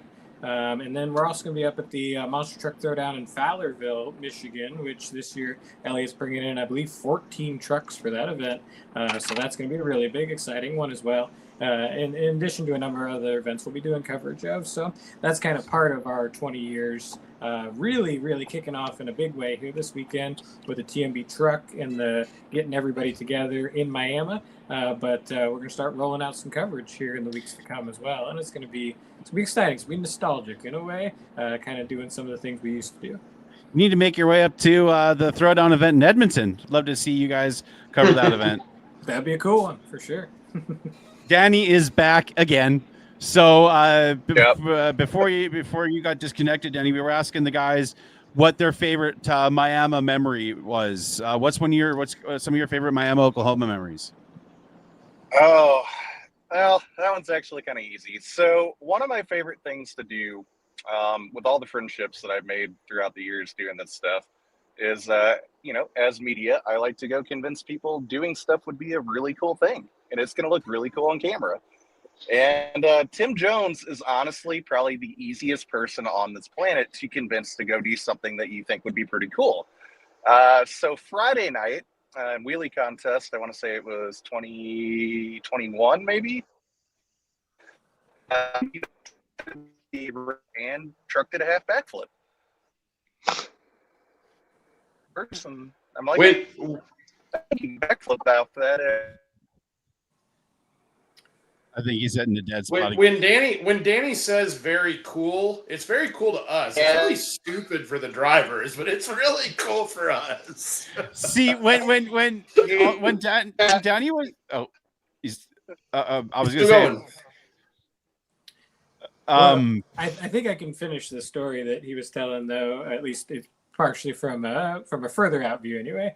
But there was just this really aggressive wheelie bump, and that's all it was. It was just a wall of dirt. And somehow a conversation between him and Tim got started whether Tim could backflip off that thing or not. And Tim, being Tim, tried it and it did not work. But it was cool. And I'm pretty sure, if I remember right, he tried it again the next night. It still didn't work, but was also still cool. But then finally last year, Tim tried it. This time he tried it off a bus stack.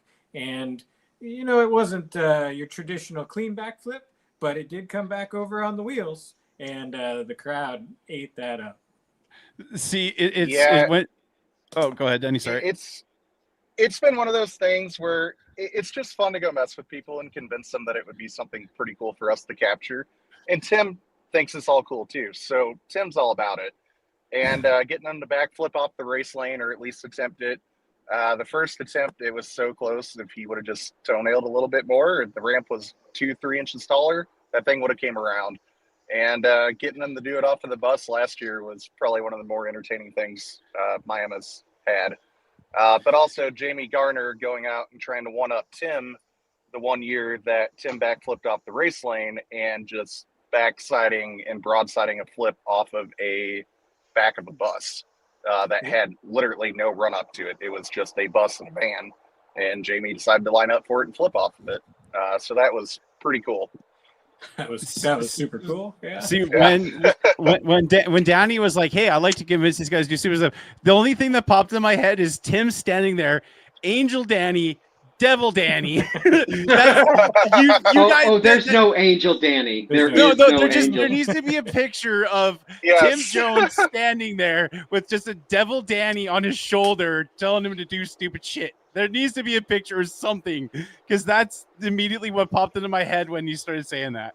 But my favorite thing about all of this is that the second I say something to Tim about it, Tim then runs over to John Zimmer Sr. and is like, "Hey, do you think I can do this?" John's like, "Yeah, sure."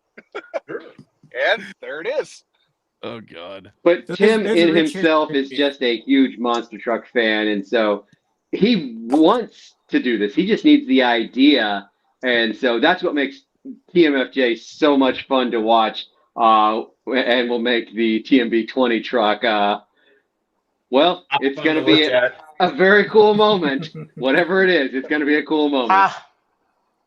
Well, So let's talk about this upcoming event. I was going to talk about this upcoming event. You got the TMB, the 20th anniversary truck, and there's a lot of heavy hitters. There's a lot of going to be there. How you guys think about this weekend, and how long do you think the body's going to last on Tim Jones's truck? Well, I think the over-under on that's got to be 2 hits for the best trick, and then you're just deciding what you think. My hope is that it does live a little longer than that, because we do need Danny to get some good photos of the truck before it does take its first tumble.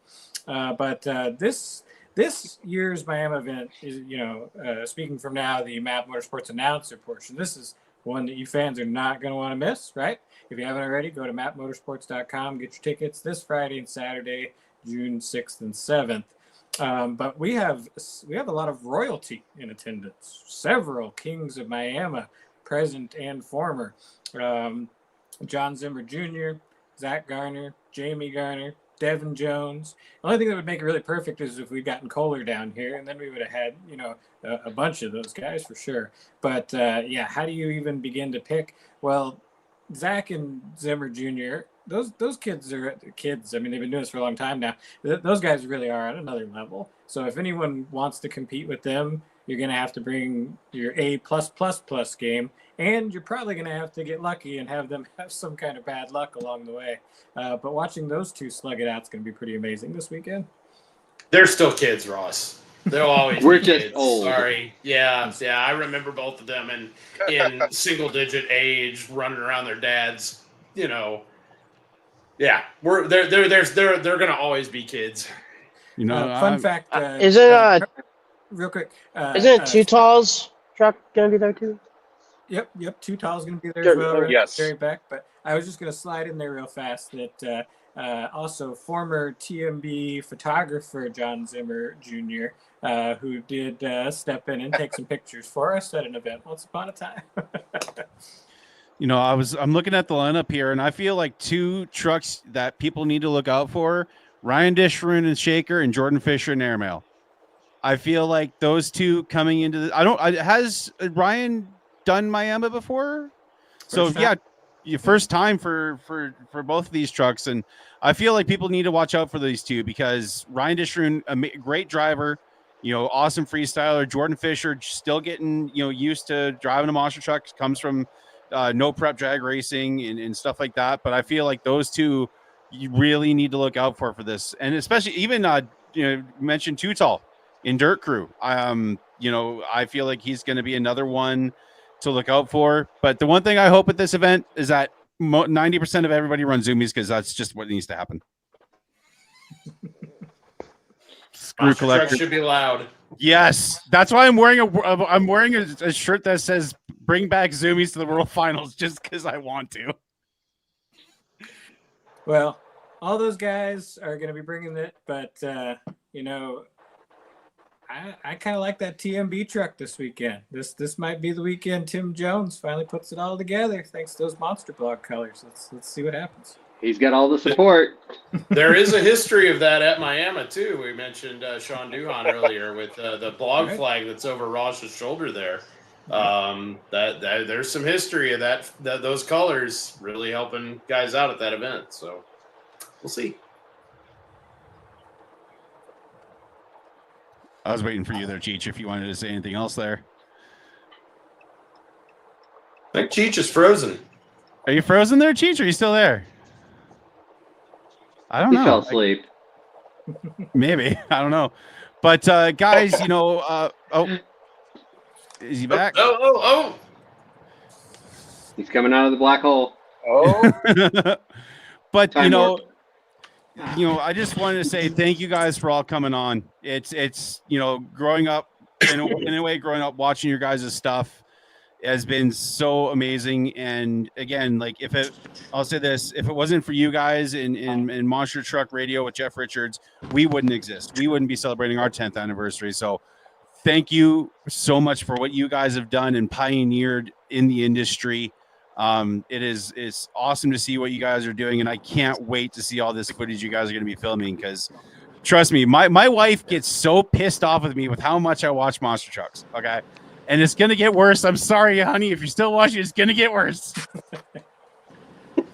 Well, thank you guys for having us on the show. We really appreciate it. And Chris and I, as the lesser known hosts of Monster Truck Radio and its later edition, we know how hard this job is. It's a lot of work that goes into what you guys do, and you guys do a great job, and really appreciate you having us. And as we're starting to wind down here, it's like, man, how fast 2 hours can go by when you're just having fun talking monster trucks, right? But a few names that we did not mention yet throughout the show that we do have to say a big thank you to, because they've been a big part of this journey as well. We talked about Paul and Michael Harry, fantastic guys. Did not talk a lot about Caden Berry. Caden Berry was one of the true core members of TMB for many years along the way there, and still a great friend. He's gone on to do some great, amazing things in the industry, working with Crustacean and Monster Jam, and now Monster Truck Insanity Tour. And Caden's going to be down there celebrating with us 20 years in Miami. And we got him a TMB jersey for old time's sake. I got an extra little camera I'm going to try to put in his hands and see if he'll do some filming for us for some old time's sake. So he's going to be down there hanging out with us. I got to say a big thank you to Jim and Chris Allen. Monster Trucking with Jim and Chris. These guys started running around down in the Southwest with my parents, and they started bringing out some amazing coverage over the years from the Southwest. And now they've moved up to Indiana, and they are a really big deal behind the scenes and helping keep the Monster Truck Museum running.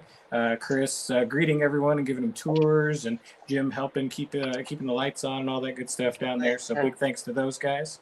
I got to say thanks to my parents, Lauren and Lynette Bonar.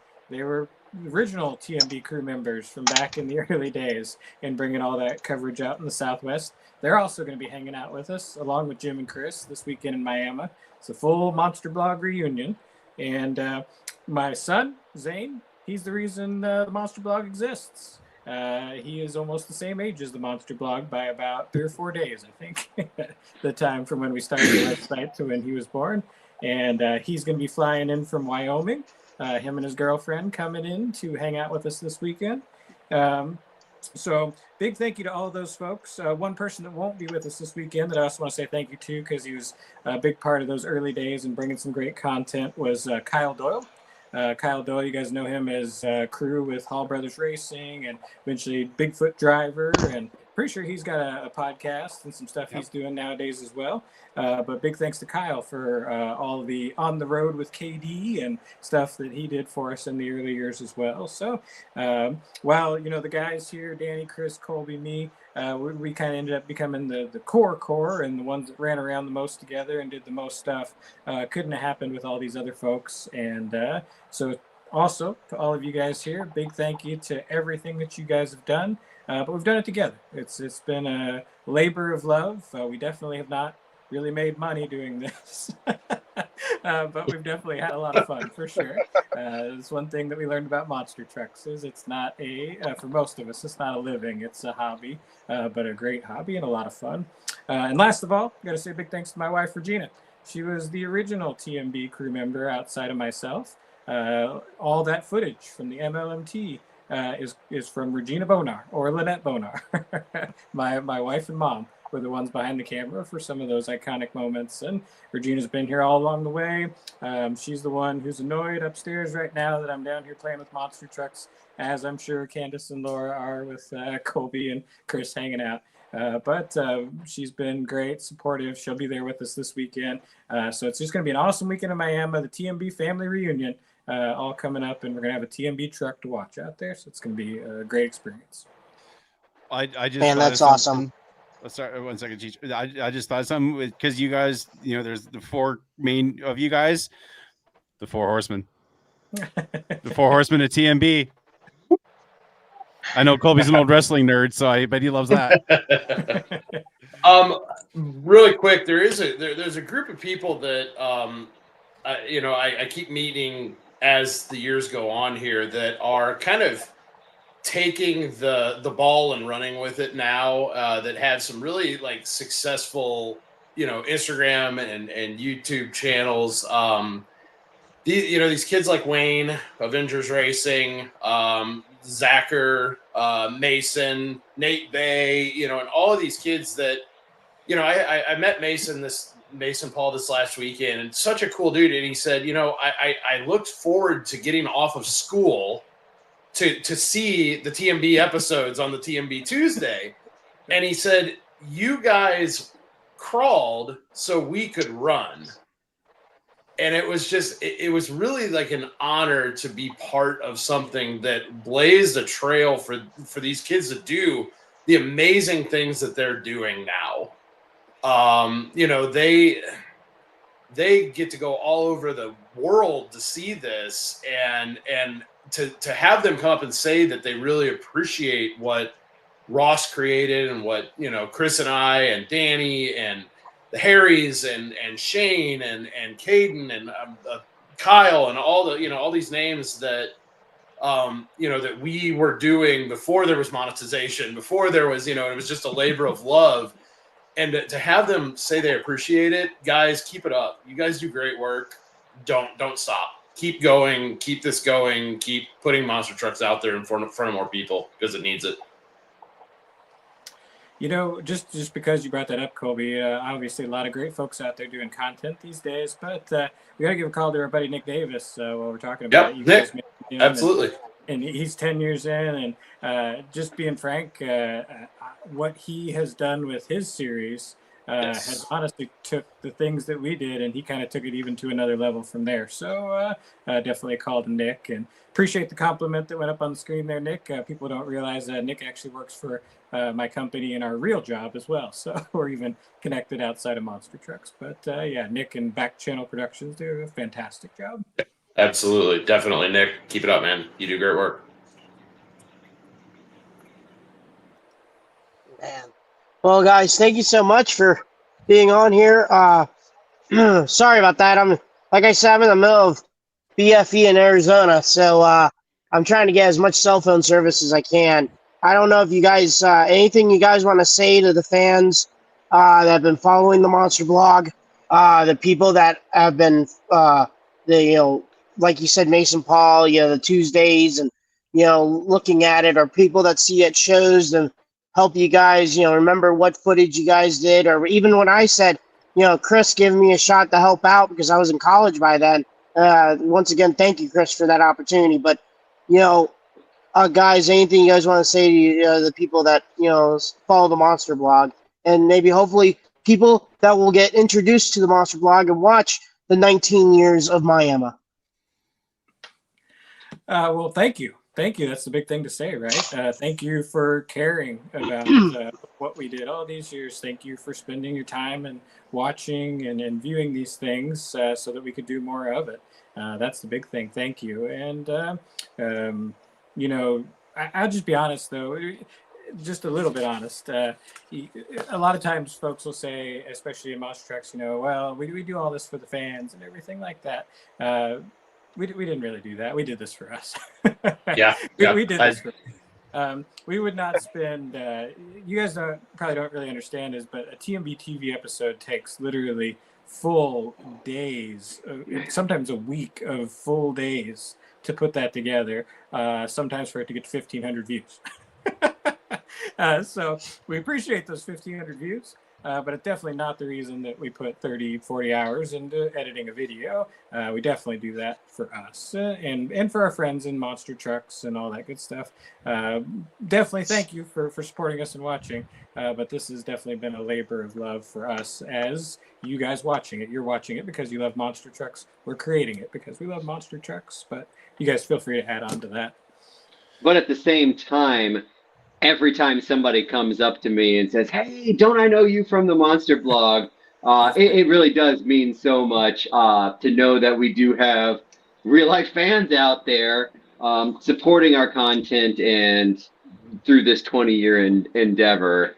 And so while there may be sometimes some selfish motives in all of this, because we're monster truck fans too, we love monster trucks, we know monster trucks, but knowing that you love monster trucks and that we helped with that means a lot.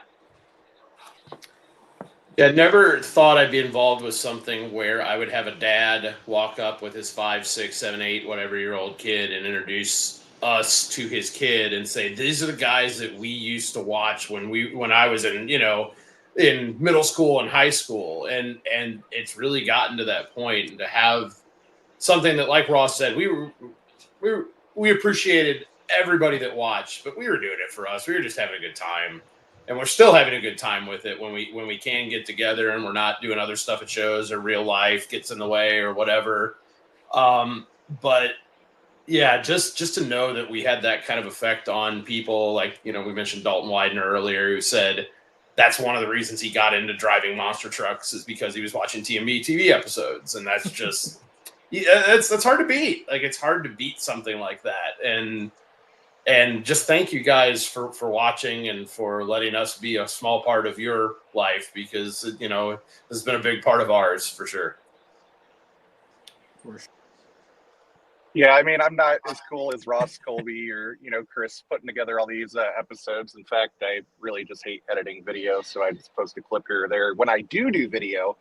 But getting to do all the photos and stuff like that, it's kind of cool knowing that so many people, especially back in the day, would just reach out to me and say, hey, can you send me this photo so I can make it my wallpaper on my desktop or on a phone, whichever.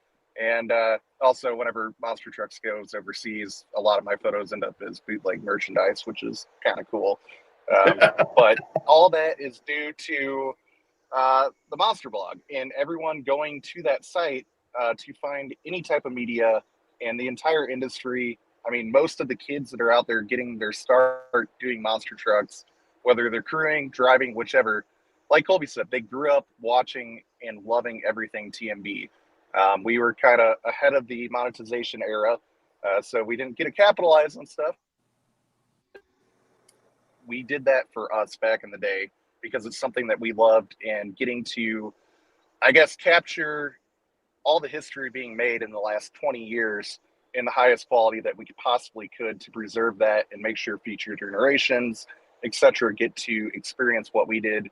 It's a pretty humbling thing knowing that people actually legitimately care about it, and we'll still go back and watch episodes from 10, 15 years ago, like what Chris was saying, when there's 20 parts of an MLMT episode because you could only do 10 minutes.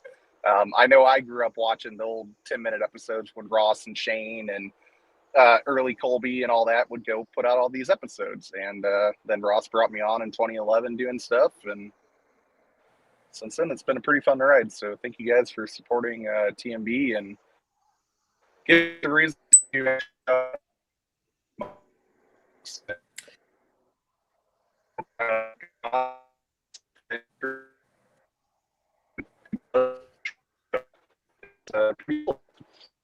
Well, I'll tell you who really deserves a thank you. If there is a single person out there who sat through the entire 2+ hour edition of this interview, a big thank you to those people. And so, Brad, I think this is a perfect opportunity. I've got one TMB prize pack. So this is our 20th anniversary shirt that we had done. Big thanks to Nathan for the logo, and then for Neil Quick with R&R Racewear for the really cool design. And one of the coolest parts about it is down here in the corner. It's got the website headers from the various years, starting with the first header that we used on day one, the really cool one that Kyle Doyle made at one point, one that we had a t-shirt company make, and then the more modern one. So all that's on this t-shirt here. And then in addition, we've got some TMB 20 stickers and a TMB 20 koozie. And then one of the original t-shirts that we had done, which we had packaged up like a monster truck. This cost an obscene amount of money that I lost on, that no one ever bought all these, back from 2008, which is why I still have one to give away in 2025. So as far as that cool T-shirt that I just showed up there, that is not something we are currently planning on making available online. That is something we've only sent out to all of we're working on sending out to all of our best supporters and friends and people from the industry. So each few days, I've got a huge stack of boxes getting picked up by UPS, sending these out to friends of ours. We hooked up Cheech and Brad there, and Brad's sporting his TMB 20 for the episode. So Brad, I don't know how you want to do this, but who am I sending this Monster Blog prize pack to? Well, I think what we'll do is we'll put up a post on our Facebook page, and we'll leave it up until, I want to say, from tonight until Sunday, and then we'll put all the names in a random name generator, and then whoever gets chosen wins the prize package from the TMB. I got one. I got an idea. Okay, I got an idea. Let's do this with the Miami show. If people pick who they think's going to be the king of Miami, and then those names that pick. So let's say if you have 10 people that pick Tim Jones, and Tim Jones wins that king of Miami, you get those names that pick Tim Jones, and then you put them in the name spinner, and then that person will get the gift. I like thing. He is man. Yeah, I like that. I like that idea. So we'll put a poll or a post up on the Facebook page, and whoever correctly picks the king of Miami, you'll get entered into the draw, and if your name gets chosen, you win the prize package. So that's what we will do. And you guys will hopefully, are you guys going to be providing kind of updates all weekend so we kind of find out who will be the overall winner this weekend? That's more Danny's category. So if that happens, it's because Danny posted them. If it doesn't, it's because he posted them on Moss Media account. So follow the Moss Media account as well, just to make sure that you get the updates. No, it'll be going on the TMB account. It's just going to be kind of hit or miss on when I'm doing it, because I have to drive back and forth to the Bigfoot open house as well to cover that for work. So I'll be doing Bigfoot in Miami. So just giving you guys a heads up, if you pick Darren Schnell to win Miami, you're automatically lost because he's not in the field. Just trying to be clear here, so no one gets confused. But what if we pick Cheech? See, that won't work. You'll lose because I'm not in the field. You automatically win if you pick Cheech. Don't either. You automatically win. Don't pick me because I ain't doing shit. So yeah, if you fans pick who do you want to win the king of Miami from the lineup, and then the names will get brought up. So the winner of that, and then we'll collect all the names, whoever picked those. And then we also will know if you edit the name, whatever. We'll just throw it in there, screw it. And then put a name generator and pick a winner. And then if you it's all win, good fun. If you win, you get some badass TMB 20th anniversary swag and an old school TMB shirt. Thank you, Ross, for doing that. That is awesome. And what a Chris Parrish's RC trucks. No, I'm looking at the guitars in the background. I'm more interested in that. I didn't put mine in the background. Jeez. Yeah. Oh, and Colby's volunteering the poster behind him too. So if you want, I'm just kidding. No, he's not doing that. I don't know what you're talking about. But you guys, thank you for coming on. It was awesome to have you all here. Again, like I said before, if it wasn't for you guys and Monster Truck Radio, we wouldn't be doing what we do here with Crush This. So thank you guys for being the inspiration for so many other people, including us. And it was amazing to have you guys all on the show tonight. Well, I also want to thank Colby and you guys also for the footage of our intros. Colby, you put together our intro, and with the help of David Lee, also, having you guys with the footage that you have with our intro, that's the first thing people see. And once again, thank you for what you guys have done also for us with our podcast. All right, so one last thing as we sign off here, guys. Again, thanks for having us. But my last plug for everybody. One of the wild things about 20 years is we have 20 years of content on the monsterblog.com. Encourage you guys to go check it out. I know it's being a website, it's not as accessible as social media and stuff like that these days. But if you go back and you click through the archives and everything from August 12th, I think it was, 2005, all the way through everything we've done through today, every one of Danny's photo galleries from the years, all of our content on the YouTube channel. It's all still there and available. Go check it out every once in a while. Dig through and, here's one piece. We lost the Dennis Taft site at a certain point in the last year or two. And that was a great loss of like monster truck history that's not up anymore. The Monster Blog's still up. It costs kind of an obscene amount of money every year to keep all that content up there and available. So go check it out every once in a while. That's my final plug. Go check out 20 years of monster trucks on the monsterblog.com, where we know monster trucks. Hey, got to get that in there. Cheech, do we have any guests lined up for next week? Good, sir. Yeah, I think it's a Mark Warner episode, and I'm trying to figure out who he wants. We'll figure it out with Mark. I gotta talk to Mark, but next week's a Mark Warner episode. And then the week after that is going to be a little bit different.